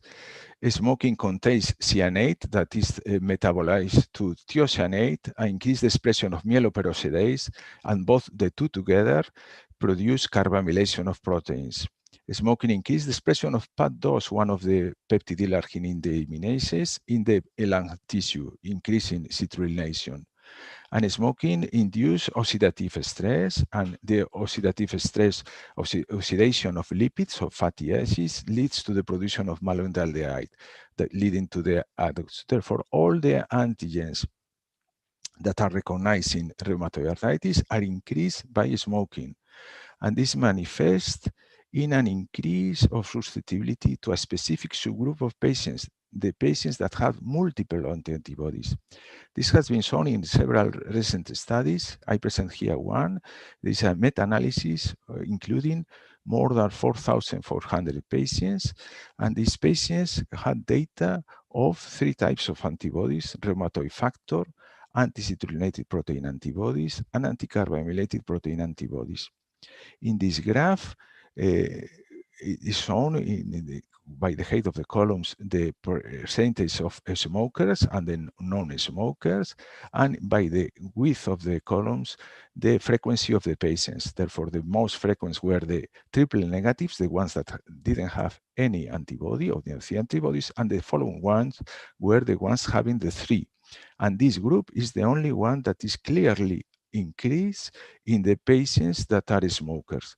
Therefore, the risk conferred by smoking is not to all the seropositive patients. If you see, the lines are very similar to the triple negative. The clearly different is the triple positive. And in these ways, different ways, contributing the genetics, the environmental, and other factors, finally, autoimmunity starts. And where is the place where autoimmunity starts in rheumatoid arthritis? Is not in the joint. We know already that. Therefore, it's in other place, and what seems to be the best candidate are the mucosa. And specifically, 3 mucosae are identified as the likely candidates: the oral mucosa, where there are bacteria associated with periodontitis that are able to citrullinate proteins. a second place is the lung that we will see in the following slides. And the third one is the gut, the intestine, where there is evidence of dysbiotic microbiota that is associated with rheumatoid arthritis susceptibility. And but dysbiotic microbiota is also found in the lung. Is a possible factor of susceptibility to rheumatoid arthritis. In this is the only study I know about this.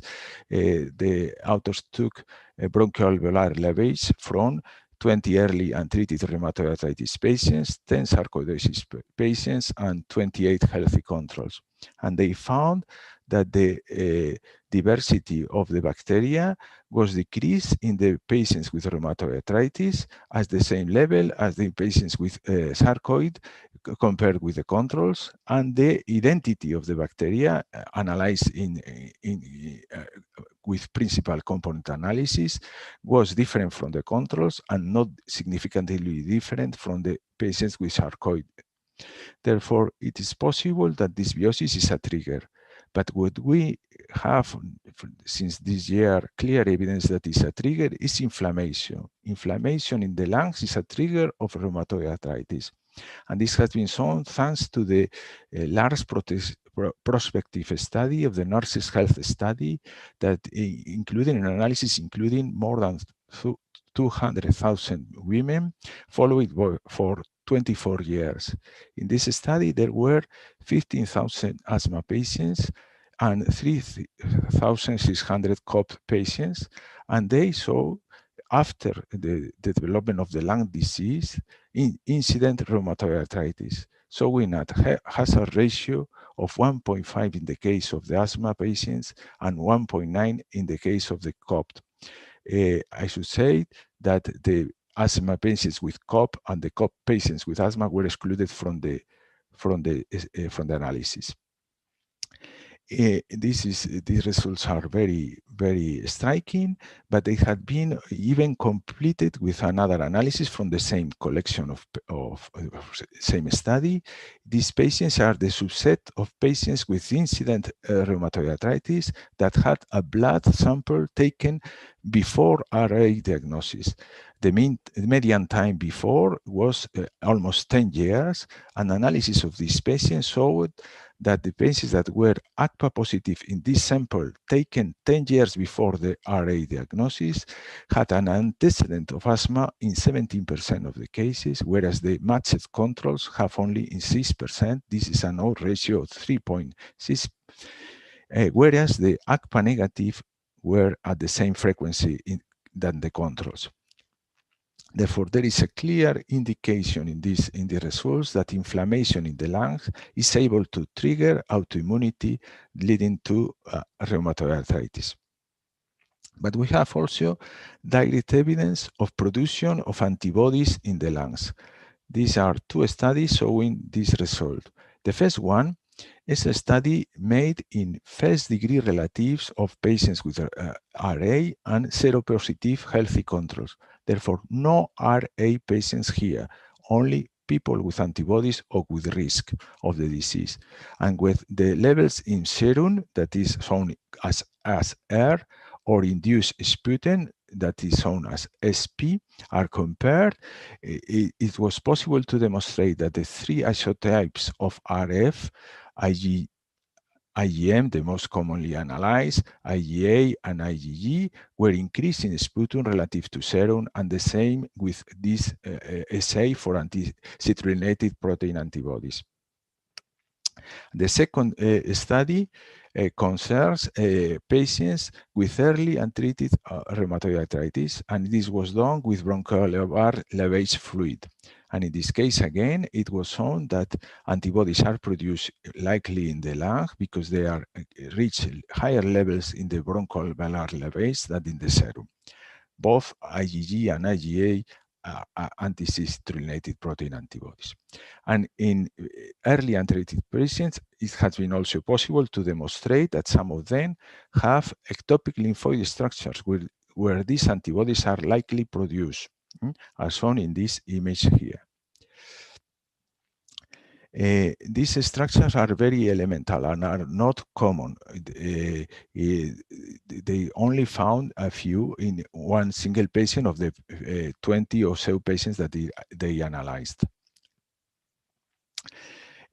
Why there is this time since the start of the production of autoantibodies to the start of the joint disease and the lung disease?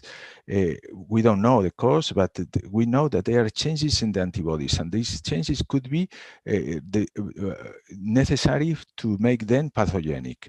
The first change that appears is epitope spreading and isotype switching. The epitope is spread to other antibody types and also to the number of reactivities of proteins that are recognized. This is more or less taking place 4 years before the start of the disease. Later, there are somatic hypermutations with a modest increase in avidity of the antibodies. This happens about 2 years before the start of the disease. And finally, about 3 months before the start of the disease, there is an increase in the titers of the antibodies, and there are changes in the glycosylation of the immunoglobulins. They become aglycosylated in the FC region and acquire a new type of glycosylation in the Fab region. Therefore, it's possible that there are some indications that these changes are required to acquire pathogenic potential. And the antibodies are able to induce the disease by 2 mechanisms. One of them is acting as immunocomplexes that are able to activate the complement cascade and to bind to Fc gamma receptor, activate immune cells and induce osteoclastogenesis. And the second mechanism is by recognizing membrane proteins that are modified post-translationally, and in this way it has been shown that they are able to induce osteoclastogenesis and also mobilization of fibroblasts. Therefore, it is possible to propose that the antibodies will be involved also in the progression to RA-ILD. We don't have direct evidence. The only thing we know is that there are autoantibodies that are associated. And these associations are complex. They are not clear. We don't know yet what is happening because we found that we have found in different studies, for example, that not all the patients with anti-CCP are associated with ILD. Only those that have high titer or that have a high number of anti-citrullinated protein antibodies. This could be related with the need to have some particular reactivities, as shown in this study that found a high specificity of anti-heat-shock protein 90 antibodies, citrullinated heat-shock protein antibodies for ILD. Or in the recent study made in the host institution of this seminar, that is Hospital Clinic Barcelona, discovering the association of anti-carbamylated protein antibodies with ILD.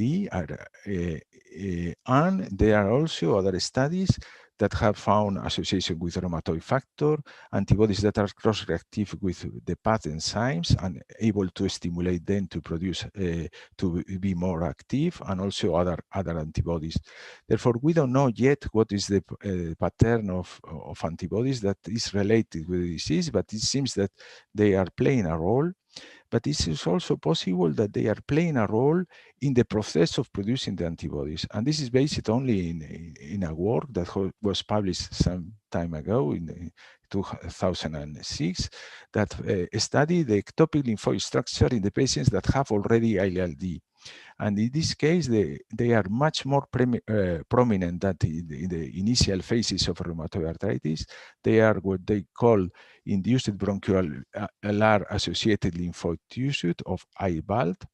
And these structures have well-formed germinal centers, and shown in this slide, with including a central network of follicular dendritic cells, that is a characteristic of well-formed germinal centers, and also some characteristics that are shown in this other panel that show that they are colocalized with places with initiation of fibrosis. There is deposition of collagen, myofibroblasts shown here in green, and coincidentally in the same place, citrullinated proteins shown in blue. Therefore, it's possible the presence of these germinal centers in the lung is contributing to the initiation of fibrosis. Once the process of damage is started, the final path to fibrosis in the lung is supposed to be similar in RA than in other diseases, involving the stimulus of fibroblasts and proliferation, the recruitment and differentiation to myofibroblasts, and finally the deposition of collagen that disrupts the structure and the function of the pulmon, of the lung. Finally, as a recap of the talk, remember that there were at least it's possible to identify 3 components in the genetic risk factors. The influence of smoking, both in the side of the fibrosis of the interstitial lung disease and the predisposition to autoimmunity, the important role of the lung in the triggering of autoimmunity, in the production of initial production of autoantibodies in rheumatoid arthritis, the problems that we have to understand what happens with the maturation of autoantibodies and why it takes so long. And finally, the very tentative role of the IVALs in the initial phases of lung disease. And that's all in my talk, and your questions are welcome. Thank you, Antonio. Very nice presentation. I think you covered a lot of aspects from the pathogenesis and also from clinical aspects. So we have options for questions. Claudia, do you want to make any questions, or should I? Yes, thank you very much for the talk, Antonio. And I would like to ask, because we give us a great talk about the risk factors for rheumatoid arthritis ILD. There are many from different places, genetics, environmental risk factors. So when we are facing a patient with rheumatoid arthritis, do you think that one factor is more important than another, or which combination do you choose to screen a patient for ILD? I mean, Professor Alanor talked about the screening in Scleroderma ILD, but in rheumatoid arthritis, the impression is not well established. So which combination of risk factor, or which one is more important for you to start this screening in these patients? What is, you are right, there are no clear biomarkers or indications of what could be used to select the patients. What is reported in most studies is that they are a combination that is all age, male sex, and the presence of antibodies, especially if they are at high titer and combined. For example, rheumatoid factor positive and also citrullinated protein positive. But this is only a general indication. Antonio, let me ask you, you explained that maybe the lung is the main tissue organ involved in the citrullinating process and development of antibodies, but also maybe other processes such as microbiota, oral infections, and so on. So what do you believe? I mean, we are in front of some patients without autoantibodies and maybe develop some very severe disease like seronegative rheumatoid arthritis. This is because we are not able to identify the autoantibody, or maybe those patients are driving for different pathogenic pathway. Well, they are first a change detail, a small detail. The lung is likely an important place of production of autoantibodies before arthritis starts. After, it's most likely that the joints are a larger place of production of autoantibodies than the lung. But well, independently for that, it seems that there are some patients that are genuine seronegative patients without any antibody, but the number is decreasing in the measure that we discover new autoantibodies. There is a recent study showing that some of the patients that have no any of the classical autoantibodies, I mean rheumatoid factor or anti-CCP, but have other antibodies, have the same risk factors than the patients that are seropositive in comparison with the seronegative. Therefore, it seems that there are a subset of patients that are not included in the regular seropositive patients, but are behaving like seropositives. But at the same time, there remains a small number that seems to be genuine seronegative ones. We have another one here from Jacob Sellares, an homologist in our hospital. For this process, is necessary active smoking or only past exposure? Well, there are no studies, in my knowledge, of showing any association with passive smoking. It's very difficult to do studies with passive smoking, but in other diseases has been done, but not in RA-ILD that I know. But if the question is related with current smoking, the antecedent of smoking is enough. The effect of smoking in RA is long lasting. There are studies looking at susceptibility to RA that show an increase of susceptibility at least 10 to 20 years after stopping smoking. We have another one here with the combination. I think this one is from the previous one. So I have another one about the, you mentioned something about the spread, the maturation process of autoantibodies. But why the time between initial appearance of autoantibodies and clinical symptoms is different between patients, 5, 7, 10 years. There is something in the middle, like a second trigger that modify that process of spread of isotypes, glycosylation, and so on? Yeah. We don't know really. The studies on this matter are very, very rare. There are not many studies analyzing patients before, because you need to have long, large blood banks with samples taken in people that is followed prospectively before they develop the disease. And this is very difficult because the numbers of patients are always very small. But the studies have been done until now. So always the same. There are some large blood banks, and all found the same. About 5 years before the start of the disease, about half of the patients have already antibodies. Some of them will not develop then, even 1 or 2 months before the start of the disease, but half of the patients have already antibodies about 4 years, 4 or 5 years before the start of the disease. Okay, and some even 15 or 40 years before.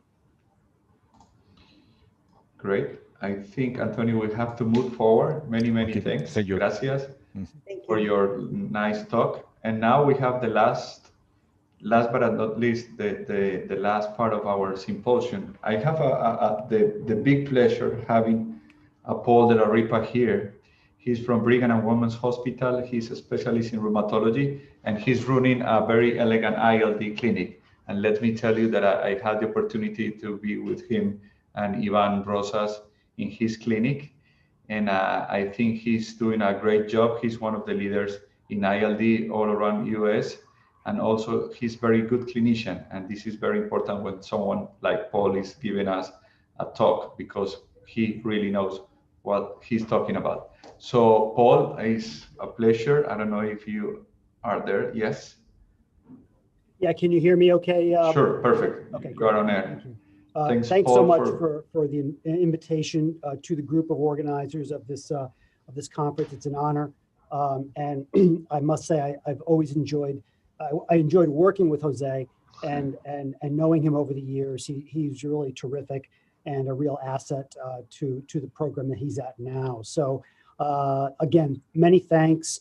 My talk is, I think, less glamorous than the talk that Antonio just gave, which was terrific and really gets to a lot of the nitty-gritty associated with the development of autoimmunity in the lung.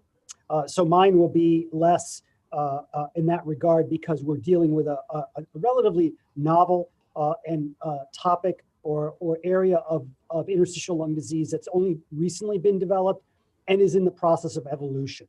So iPath really is a relatively recent construct. And so today we're going to talk a little bit about the background of how iPath came to be, some of the epidemiology that we know to the best of our ability, prognosis associated with these diseases, and then some mechanisms of disease that we are trying to elicit, controversies associated with the iPath designation, and then finally treatment considerations in this interesting group of patients. So when we think about IPs or interstitial pneumonias, we think of a rubrics of diseases. The sort of bad guy in the middle is IPF, that has the worst prognosis. And then there's a whole host of other diseases that surround IPF and have varying degrees of inflammation.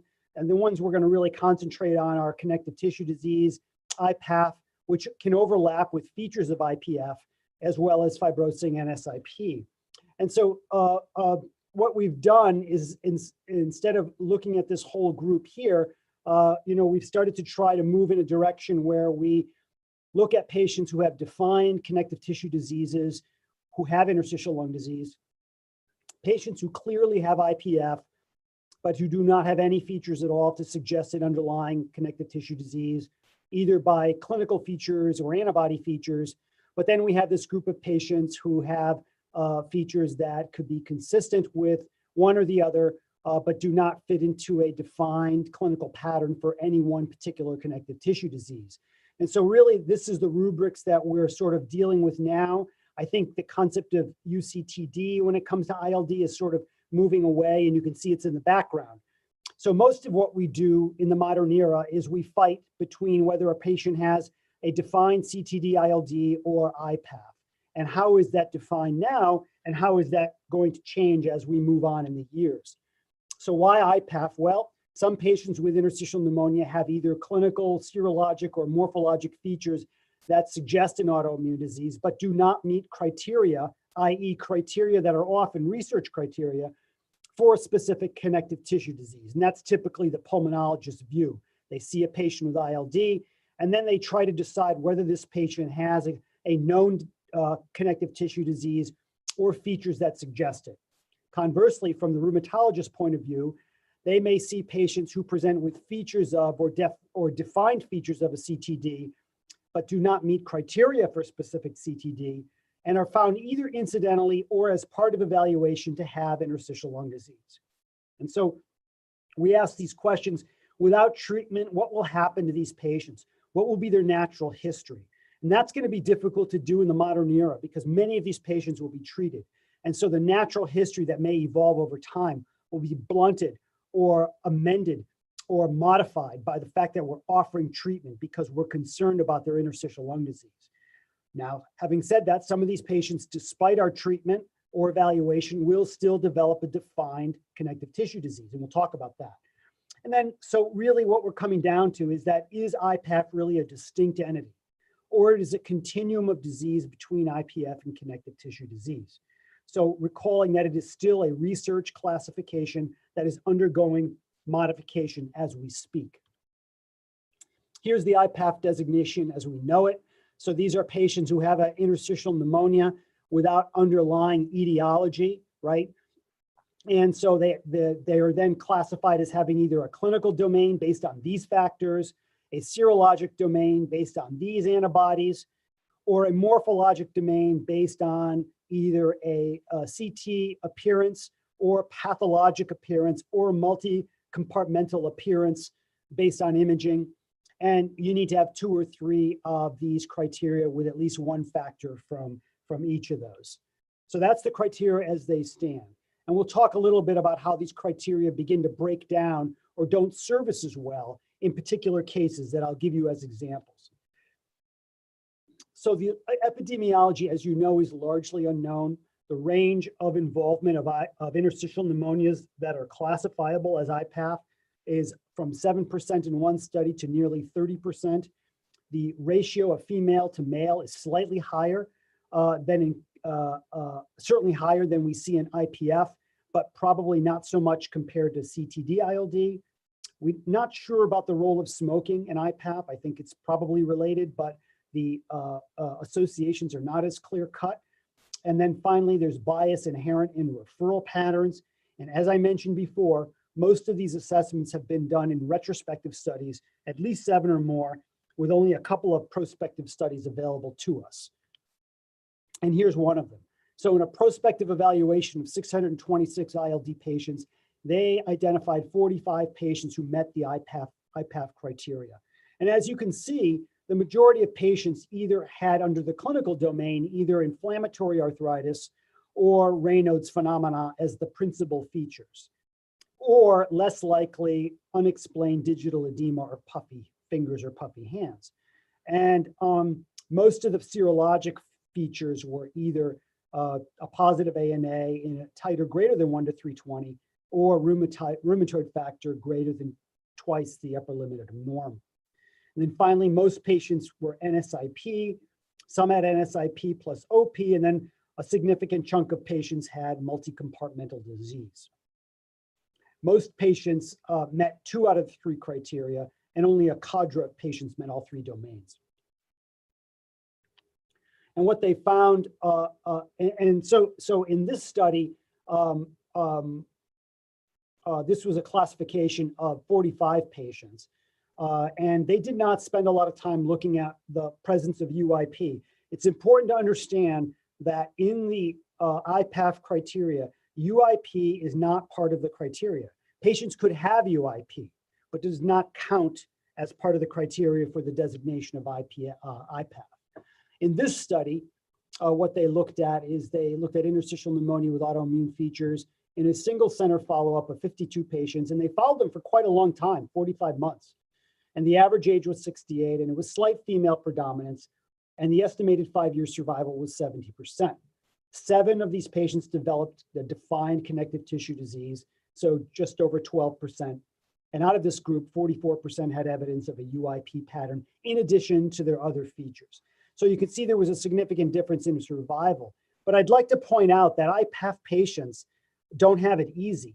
I mean, a 5-year survival of 70% is not really that good. And so I think that iPath is still, in various ways or forms, still a disease that carries a significant morbidity and mortality. And so some of these patients will, as I mentioned before, progress towards a defined connective tissue disease. So in this study by Alvizios, they had 50 iPath patients, and comparing them to a non-iPath group showed that 16% of the patients over time developed a definable connective tissue disease. So the point of these last few slides is that patients can sometimes develop a connective tissue disease that you can then define, but a significant majority of the patients will not. And as mentioned, since many of these patients get treatment, it is unreasonable to expect that we will be able to further define those patients unless the designation of how we define iPath changes. And we'll talk about that a little bit later. So what about outcomes and survival? Let's talk a little bit more about that.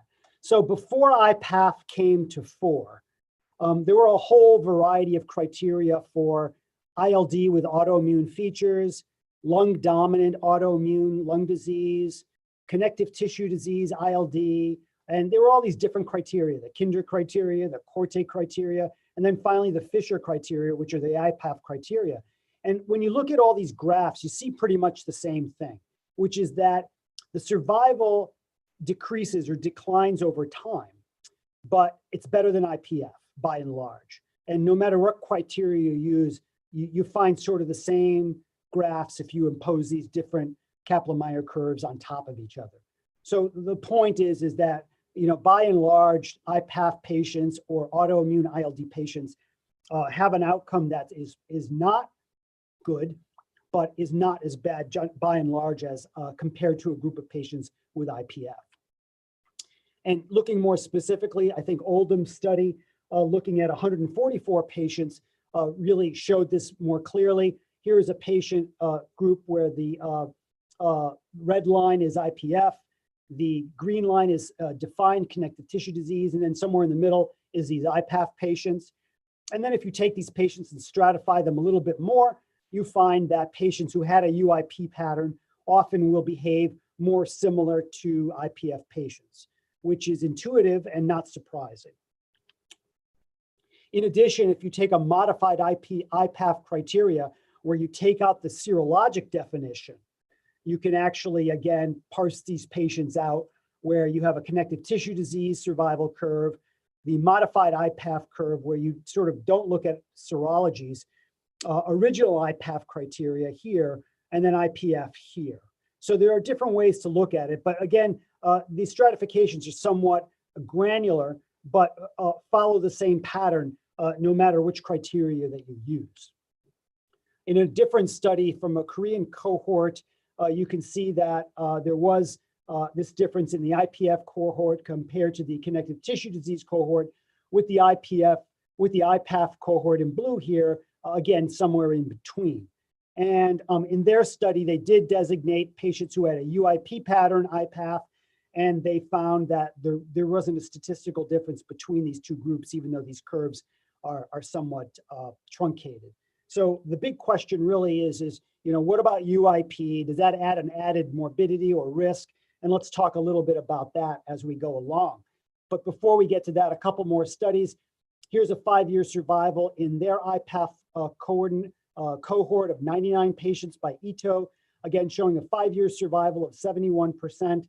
Patients who had a more inflammatory phenotype, where they had NSIP plus organizing pneumonia or just organizing pneumonia, did the best, whereas patients who just had NSIP had a worse decline.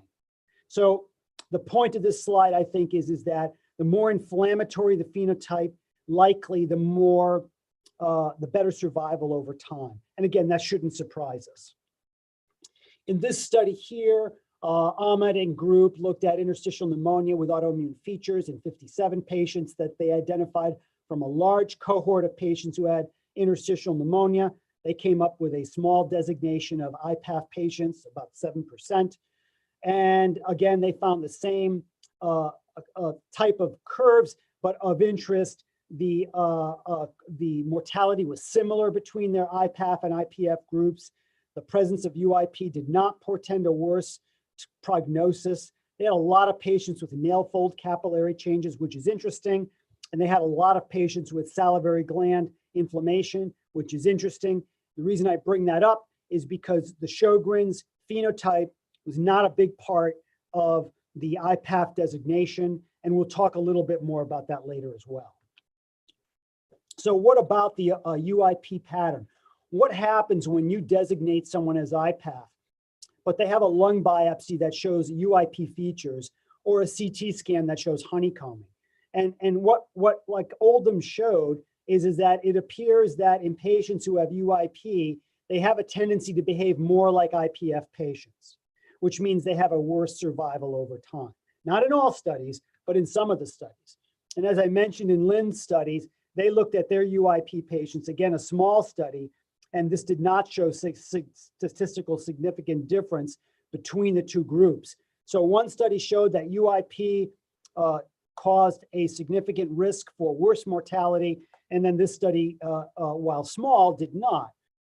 In this study here, of about 100 patients, they looked at patients who had iPath with non-UIP features, which is here, compared to IPF, and then patients who had an iPath UIP features here. And again, you see that these patients clearly had a difference. So in this study here, again, showing that the UIP pattern might have or play a role in a worse prognosis over time. So the summary on prognosis and outcomes, iPath patients clearly have significant mortality, and it's probably somewhere between IPF and ILD CTD.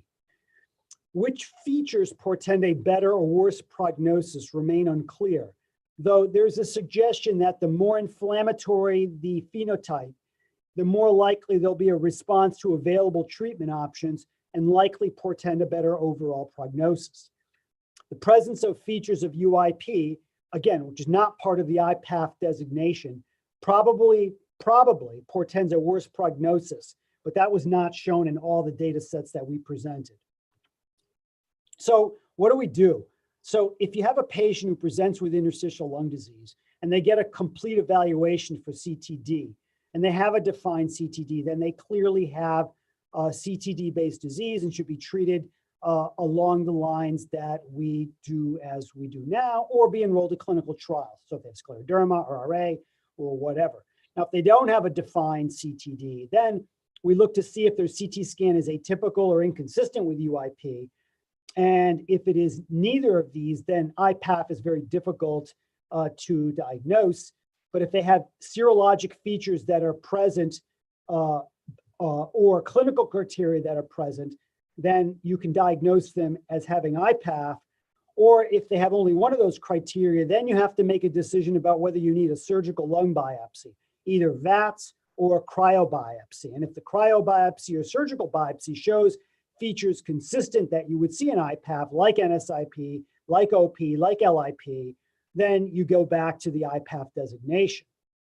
Conversely, if your CT scan shows mostly UIP or is consistent with UIP, and you have clinical criteria and serologic criteria, then you sort of end up in this dumping ground of where they could have iPath, but you're not sure.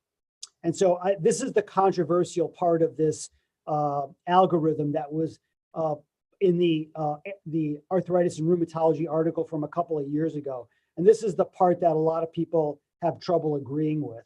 So I think that we're still in flux with our understanding of how to incorporate UIP into the designation of iPath, or whether we should or not, and what to do with it. So I think that's still a big problem that we have. So let's go to mechanisms of disease. Are these mechanisms unique to iPath or not?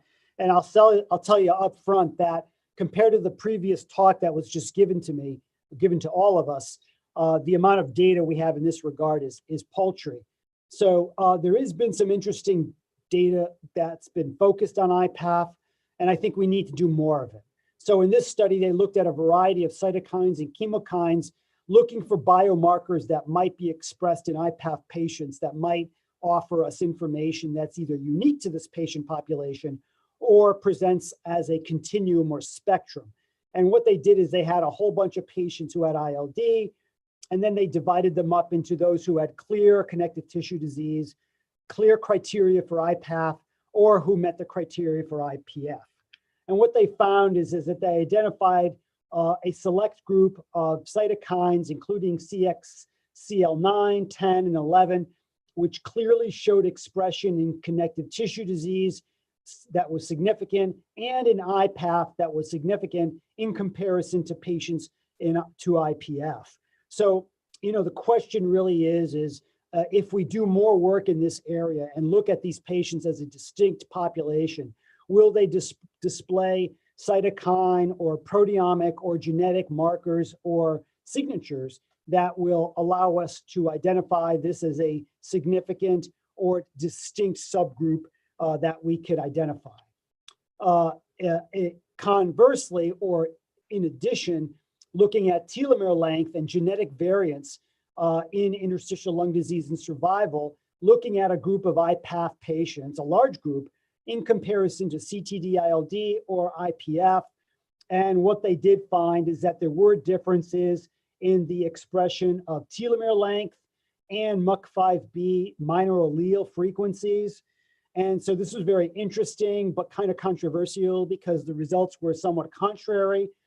So in terms of the telomere length, what they did find is that there was a decline in FVC in those groups of patients who had the lowest percentile length of telomere, and that was present in the IPF population, certainly, which we knew, and then in the iPath population as well, and less so in the classical ILD group.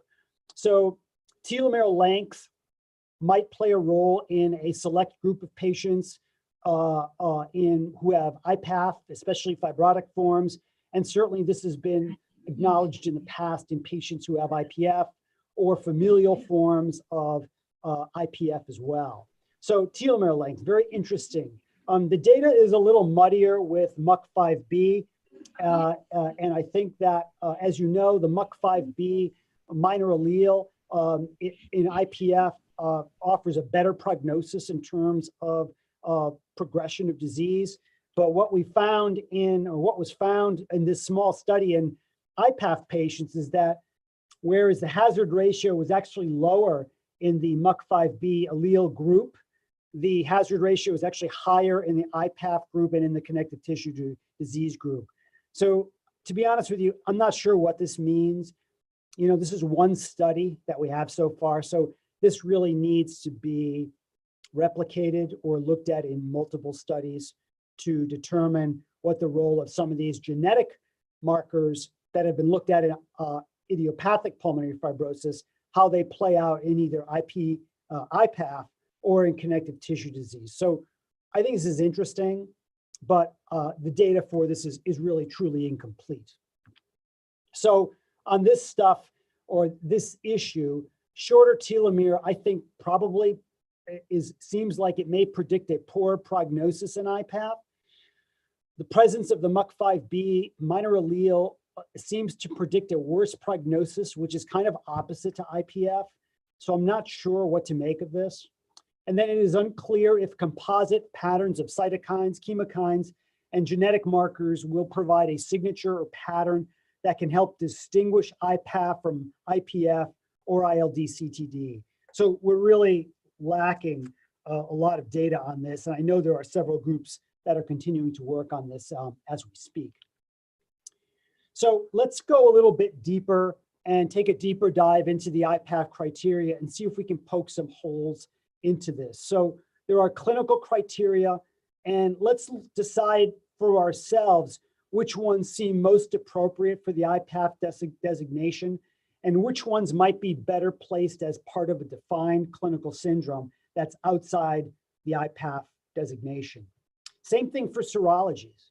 And then finally, what are some of the limits of the morphologic distinctions that have been offered as part of the iPath designation? So clinical criteria. These are the criteria that have been offered: mechanics hands, distal tip ulceration, arthritis, palmar telangiectasia, Raynaud's, digital edema, or Gaucher's. And so if we start to go through these as clinicians, you know, you begin to think in your mind as you do this more and more that some of these really look like specific diseases. So if I see someone with mechanics hands, you know, there's really only a couple of diseases that I see that in consistently, and that's antisynthetase syndrome. And I sometimes see that in the MDA5 as well. Same thing with Gaucher's, you know. I mean, I see Gaucher's mostly in dermatomyositis, and you might see it in some patients with mixed connective tissue disease. That's about it for me, okay? Digital edema, that's a little different. Puffy fingers, you might see that in a variety of diseases. Arthritis, similarly, more generalizable, less specific. Raynaud's, less specific. Digital tip ulceration, you know, typically you might see that in a bad case of scleroderma. Same thing with telangiectasia. So, you know, when the iPath criteria were done, they weren't done through you know, sort of a consensus panel that was done sort of like an OMRACT based on reams and reams of data. It was kind of a small group of people who came up with consensus. And so, you know, looking back at this now, you might look at this and say, well, some of these are sort of broad, but from my clinical experience, some of these seem more specific. And so that's something to keep in mind, because a lot of clinical features were left out of the iPath designation. What about nail fold capillaroscopy? What about the esophagus? How is joint disease assessed? Is it clinically or by ultrasound or MRI or other radiographic modality? And who's doing the evaluation? Is it a pulmonologist or a dermatologist looking at the skin or a rheumatologist examining the joints? Those things make a difference. And what about poor Sjogren's syndrome? Again, a neglected disease where should we be doing more extensive evaluation, including salivary gland functional testing and a better understanding of Sjogren's syndrome in general? Not really part of the criteria at all. And then what about the effect of timing? What do you do when the patient comes in with ILD and recent Raynaud's and recent esophageal disease? It's almost like the disease comes about at around the same time. Does that mean that that really fits together as a rubrics of a phenotype, even though it doesn't fit classic iPath criteria? So timing of clinical features might also be important to think about. What about serologies? These are the known serologies, and we all understand these. And I think the biggest issue right now in iPath is what to do with anti-synthetase antibodies. Should these be moved out of iPath and be put into either the myositis criteria or a distinct anti-synthetase syndrome that has a high likelihood of association with interstitial lung disease? So looking at some of the controversies, the ANA is important. How is this test done? Indirect immunofluorescence is obviously the gold standard, but many centers do not do that. What about cytoplasmic staining on the ANA, which might be missed or not called, but could indicate anti-synthetase syndrome? Where do we place that in, and how do we alert our colleagues that that's important?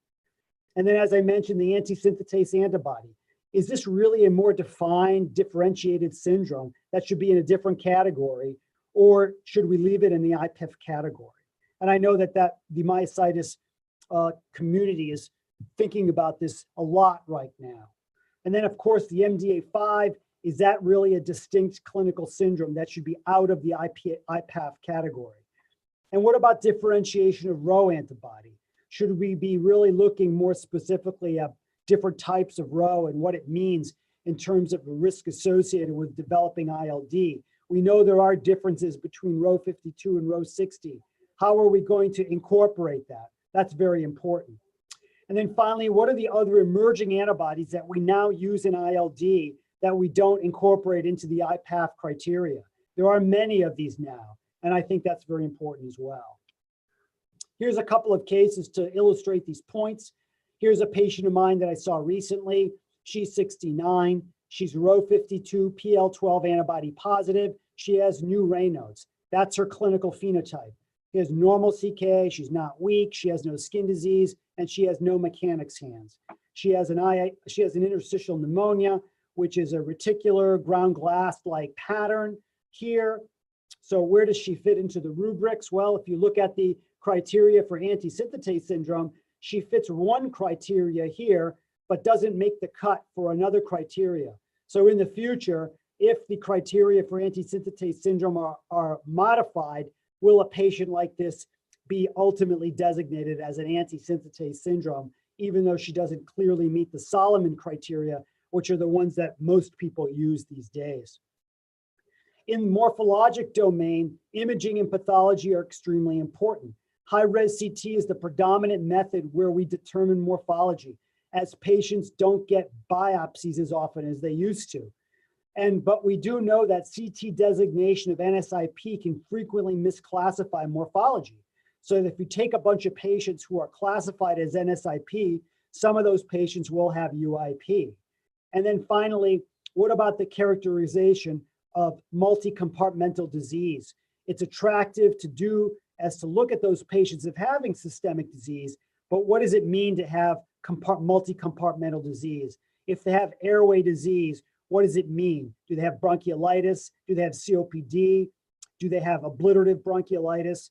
And the concept of vasculopathy, which is at the tail end of the morphologic domain, is itself a black box that is not well defined as well.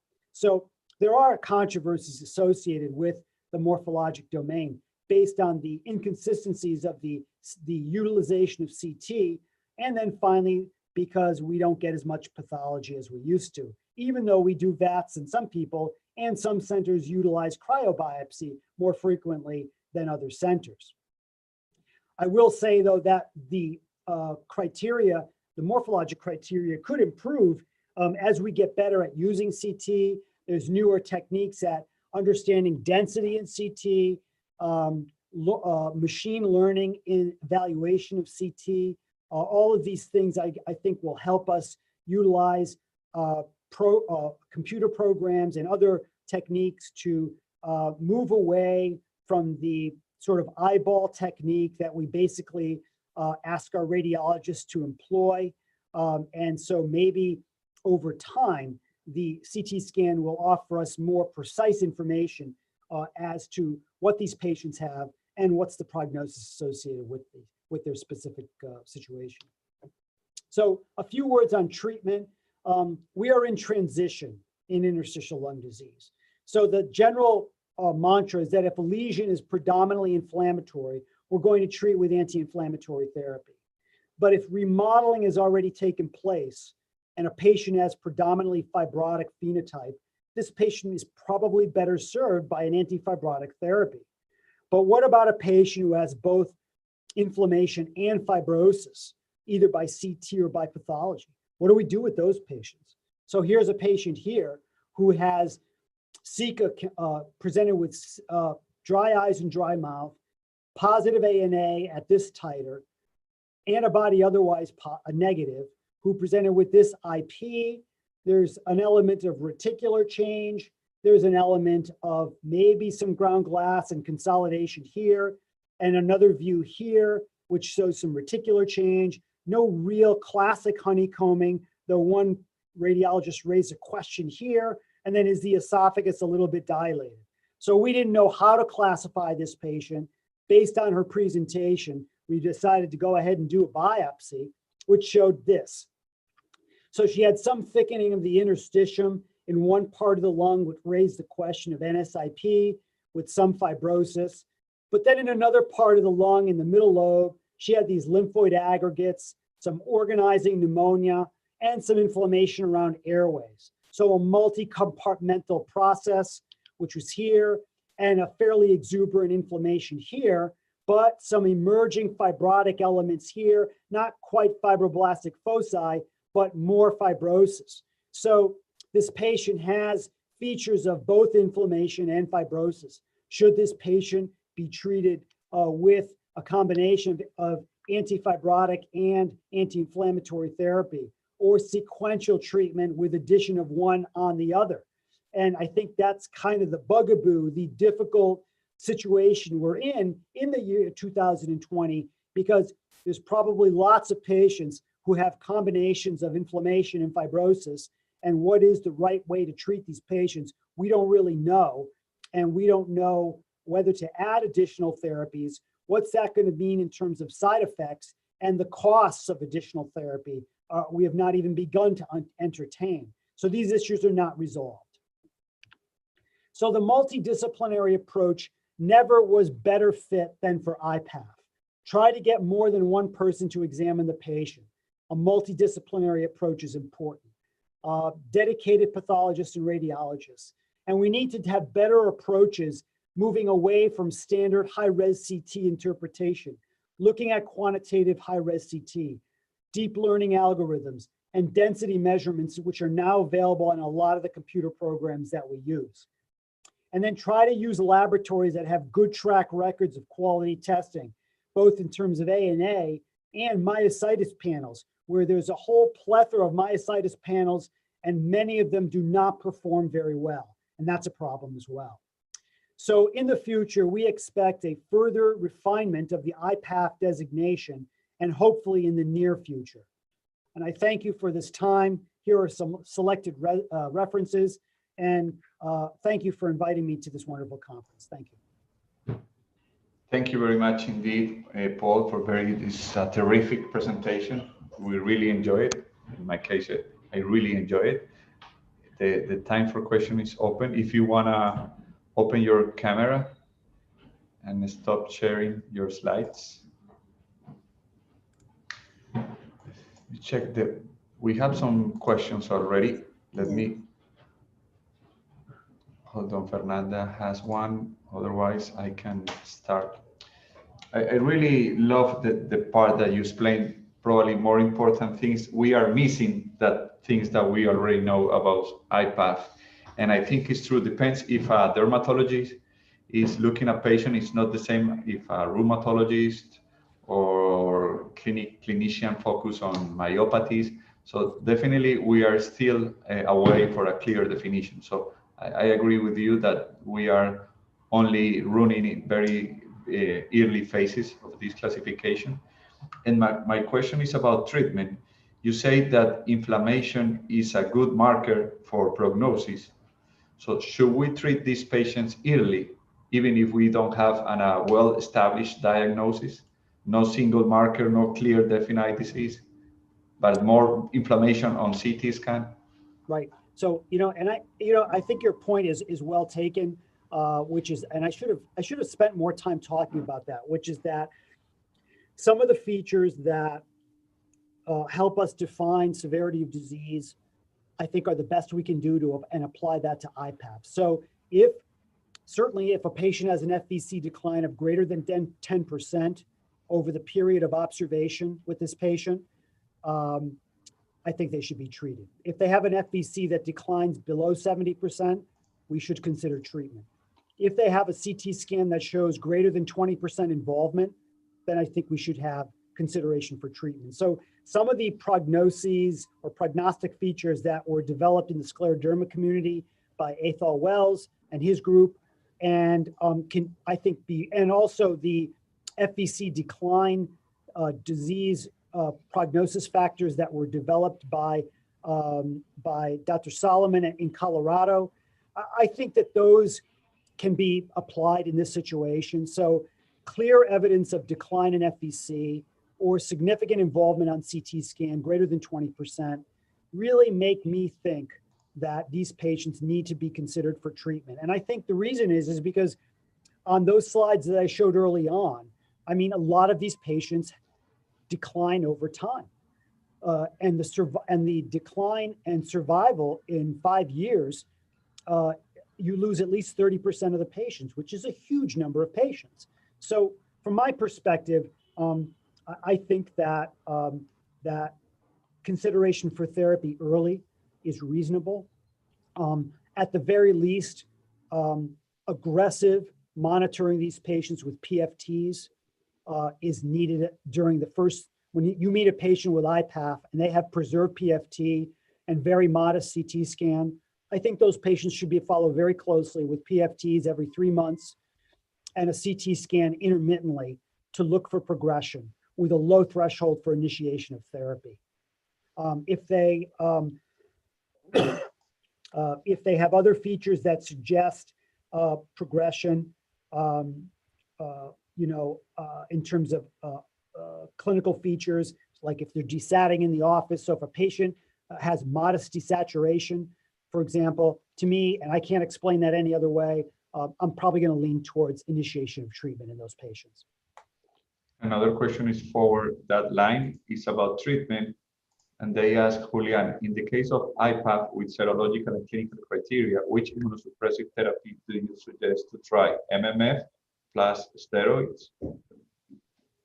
Right. So I think that this is interesting. I think that in a patient who has symptomatic disease with decline in PFT and evidence of on CT of a component of inflammatory disease, we will still use a combination of steroids with a second agent. It is not my practice to use steroids alone in these patients. If patients have mild disease, in some patients, we will use MMF or azathioprine alone in these patients if they don't have significant disease, but there's a question of progression. So I would say that the more modest the disease, the more I'm willing to use MMF alone, whereas patients who have progressive disease will get a trial of steroids in combination with MMF or azathioprine for a period of time. Now, that is not based on solid data, and so that is clinical practice. So I think that take that as you will. If a patient has significant organizing pneumonia on CT scan or pathology, they're probably going to get steroids in addition to initiation with a second agent of your choice. So there are a lot of questions. Thank you very much for your nice presentation. And the first one is, do you perform capillaroscopy in all patients with suspicion of iPath, regardless of the presence of Raynaud phenomenon? Yes, I do. I think that should be part of the standard evaluation of patients. The better you do it, the better off you are. I think there's a lot we don't know about capillaroscopy. We see patients who have classic IPF, who have very unusual capillaroscopic changes, and we don't really understand what they mean. And, you know, having said that, I think that most patients who have capillary abnormalities may have Raynaud's, but that's not always the case. So we consider a video capillaroscopy part of the standard evaluation of all of our patients. I think, Claudia, we are missing a question here from Jacobo. Do we have biopsy? I understand more iPath, I think more suggestive of iPath. Let's see. I don't know if Jacobo is there. Do you want to explain more in detail? What do you mean more iPath? No, the idea, thank you, Paul. It was an excellent presentation. Thank you. So my idea was, because maybe we say in autoimmune, an ILD associated to CTDs, normally we don't do lung biopsy, but maybe Right. here in iPath, as we don't know still now what it would be the you know, the pathway that's gonna have, maybe it will be interesting to biopsy more. You know, say, okay, it's iPath and that's it, and let's treat depending of the CT scan. I suggest maybe we have also to biopsy and maybe see what is happening in the lung. Yeah, so I agree with you 100%. I think that if a patient has early disease, that might be your best patient to do a biopsy on, because the risk of the biopsy, whether it's cryo or VATS, is lower. I think the problem comes into play is that when you have an iPath patient who has a significant burden of disease and their FVC is lower, or the diffusion is very low, patients, as well as clinicians, are less willing to biopsy those patients. So I think that the opportunity to biopsy these patients and learn, you know, what is actually going on with these patients is early on. And I think that if we can get to those patients and do, you know, at least cryobiopsy, which is probably safer, or VATS in patients where we don't know, like the patient I showed, then I think that we can gain a lot of information, because like you said, some of these patients maybe have early UIP that the CT scan is not specific for, and we're spending time thinking of them as iPath when in reality they may be IPF. So I am a proponent of more tissue, and I think the only issue is can we get it more safely? And now, you know, a lot of centers are doing single cell analysis on tissue. We're doing it here on our lung biopsies. So the opportunity for understanding and learning what populations of inflammatory cells or fibrotic cells are present in these early biopsies, to me, is an opportunity that I hope we can take advantage of. So I think your point is well taken, and I agree with you in that sense. Thank you. We have more questions. One question from Fernanda that is working with Jacobo. These patients have another kind of behavior. Should we use the same criteria that we use in other progressive fibrosis in ILD to assess progression for the iPath patients? Right. So I think what the question is trying to say is that we have some sense, not great, we have some sense what natural history is in other ILDs. We know in IPF. We have an idea in some scleroderma, but not fully. And we don't have a very good handle on RA ILD natural history, okay? So I think that I wish I could answer this question more clearly. I think that what I would say is that if a patient has features of UIP, that this patient probably, not certain, but this patient has features that would probably create a survival curve that is worse and more proximal to IPF than connective tissue disease. Having said that, I think that there was some data that showed that patients who had UIP didn't have much of a difference whether they had iPath or IPF. So I would say that a better understanding of the specific features, either by CT or by pathology, can predict prognosis and progression better.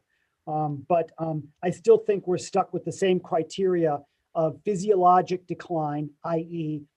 forced vital capacity and maybe diffusion capacity, and then extensive involvement and extensive fibrotic involvement on CT scan are still the standards that we use in the year 2020. I have, Jose, one provocative question. Go ahead. I mean, just the last for me. Which criteria would you change or remove? What is your proposal to change the criteria of iPath? And do you think we need to adapt this criteria, or also we need to modify some specific diseases, connective tissue disease criteria, just because the definition of iPath is the idiopathic interstitial pneumonia with autoimmunity features that don't fulfill connective tissue disease for a specific connective tissue disease. So maybe we need to change both. Oh, yeah. Oh, I don't think there's any question about that. I think that in the next 2 to 3 years, the iPath designation will throw out certain features and maybe add in some other features as we get better at this. I think we're identifying antibodies or new antibodies that appear to be seen in ILD that have autoimmune features that weren't even talked about 5 years ago. Even, at the ACR this year, there are isoforms of CCP that might be associated with RA-ILD. And I think that to me, those could be, game changers in terms of, who we recognize as being at risk for ILD. So I think that your point is well taken. I think that the iPath designation is going to be modified and certain criteria will be taken out. So I think the anti-synthetase rubrics and the MDA5 rubrics will probably be removed from the iPath designation, and then other features will be moved in. Maybe features of Sjogren's or Sjogren's-like features will be moved into iPath. That's kind of where I see this going. But the myositis community is debating this whole topic right now, as you likely know. And so I think in the next year or two, a lot of these questions will be answered with more detail. Well, how important is race and ethnicity in the way how iPath is presented? I know you have a very heterogeneous population at Boston.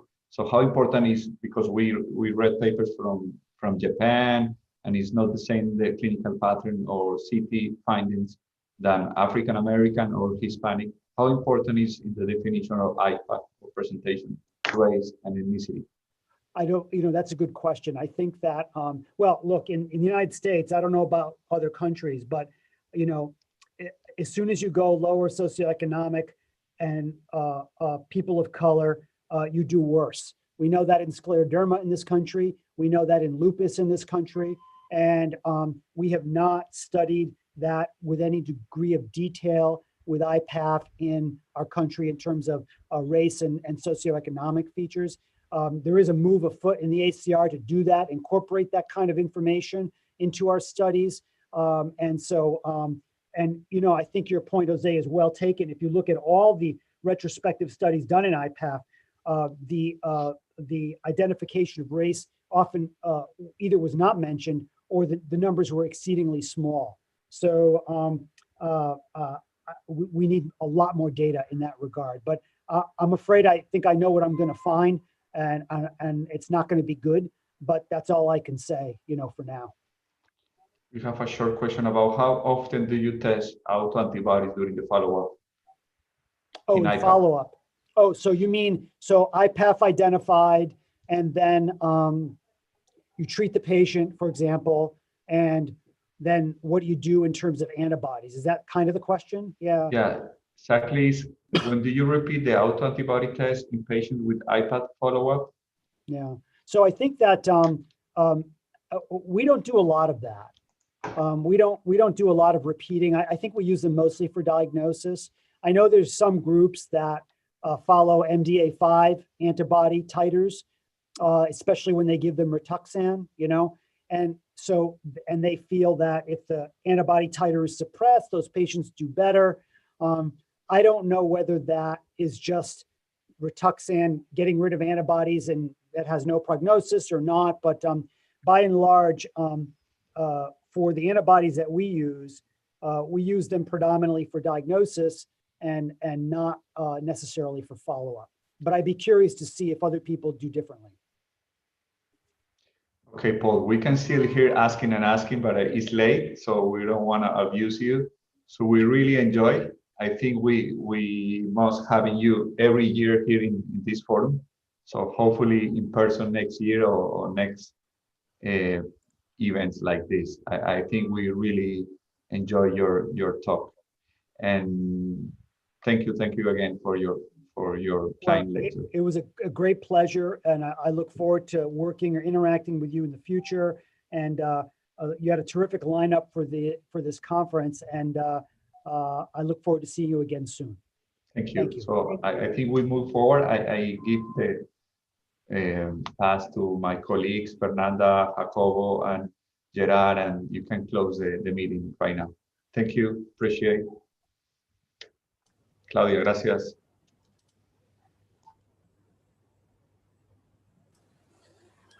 Okay. So is everyone here? Okay, thank you.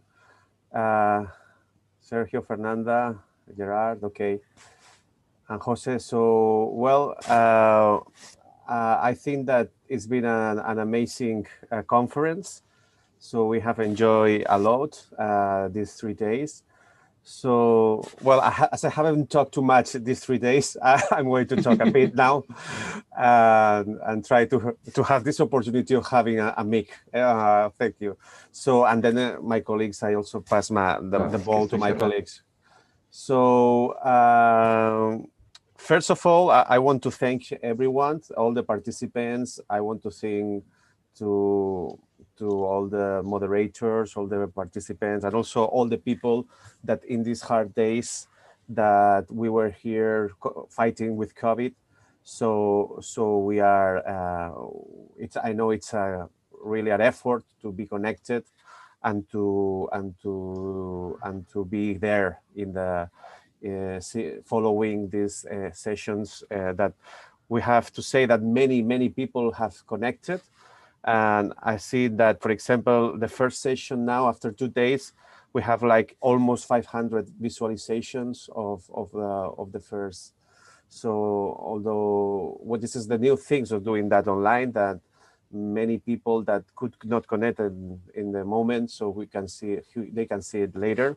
So I think it's quite good, because then you can have an impact in many people that usually can do it when it's personal and you have this on live events.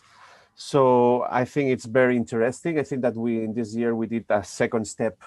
So because we also will try to go to more people, to go to international speakers, and it has been an amazing effort for all the team to do this program and to connect all the people here. And I think that it's something that we're going to be doing in the future. So I have to thank everyone and thank my colleagues here in this group to know, because we have worked together as a group very well, and we have done it. So we win. So it's amazing. And also I want to thank Aula Clinic. I don't know if you're there, Maria. You can say hello to the people also if you want. Maria is who was working in the shadows for that everything goes well there. And Maria, I think we are very grateful to you, because you have done an excellent work in all the administrative part and everything. And well, thank you very much for being there and help us. And also I want to thank Beringer because they help us to do this with a real truth, and I had to help that all the effort and the support and they have given us to develop that. So I don't have nothing more to say. Also, Claudia, I want to say thank you because I know that also you in Madrid are working a lot with the COVID, and I think it's also with being the chair of the ILD section in CEPAR, you have a lot of work, and thank you for being here. And I'm going to pass to my colleagues to continue, and they could have some words more than ones that I have. And I feel good because I didn't have to do any presentation, so I was more suffering at home seeing all the people there. But it was also hard to see everything could work. So I'm thank you very much. Thank you very much for being here. Okay, Gerard maybe, or Sergio, whatever who wants to talk. Okay. Gerard, you are the senior. You speak.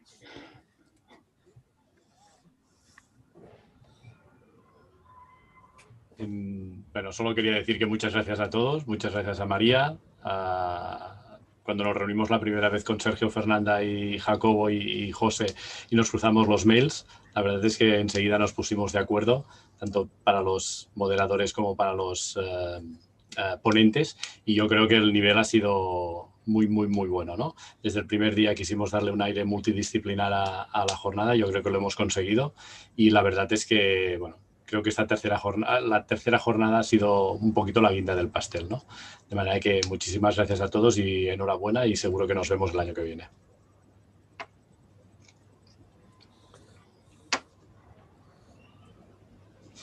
José. No, pues nada más, no quiero repetirme y alargar. La verdad es que ha sido un gustazo. Yo creo que hemos aprendido mucho y esto es lo importante de estas reuniones, pero además hemos tenido la oportunidad de oír expertos tanto a nivel nacional, local e internacional, que es una pasada. Y creo que no deja de ser un éxito independiente que sea online y ha permitido tener gente muy buena y hasta altas horas de la noche, y eso es de elogiarse, y felicitar sobre todo a Jacobo, a Fernanda por coordinar esto, y nosotros hemos sido parte con María, Gerard, Sergio y yo de ayudar a que esto vaya en el mismo destino, y yo creo que así ha sido. O sea que nada, contar conmigo para la tercera edición, que seguro saldrá así o mejor. Solo queda, ¿no?, la tercera edición. Ir preparándolo ya porque lleva tiempo. Sí, sí. Bueno, Sergio, ya que estás. No, yo, bueno, más lo mismo, es que claro, sería un poco repetir, pero yo creo que, ya lo dije el primer día, que estoy muy contento de que al final hayamos podido, ¿no?, organizar y celebrar, a pesar de los pesares y de toda la situación, y que esta forma online yo creo que al final llega a más gente, porque, bueno, yo no he visto cuánta gente estaba conectada, pero bueno, la que eran, ¿no?, 500 en la primera jornada, son muchísimas. Entonces, bueno, hay mucha gente, de hecho nos ha ido diciendo que tiene pendiente de verlo, sé que probablemente lo verá mucha gente más, porque esta modalidad permite que después la gente lo pueda disfrutar más adelante. O sea que, gracias a todos por el esfuerzo y por contar con nosotros, evidentemente. O sea que por la tercera jornada que viene. Fernanda. Bueno, creo que quedo yo, la última.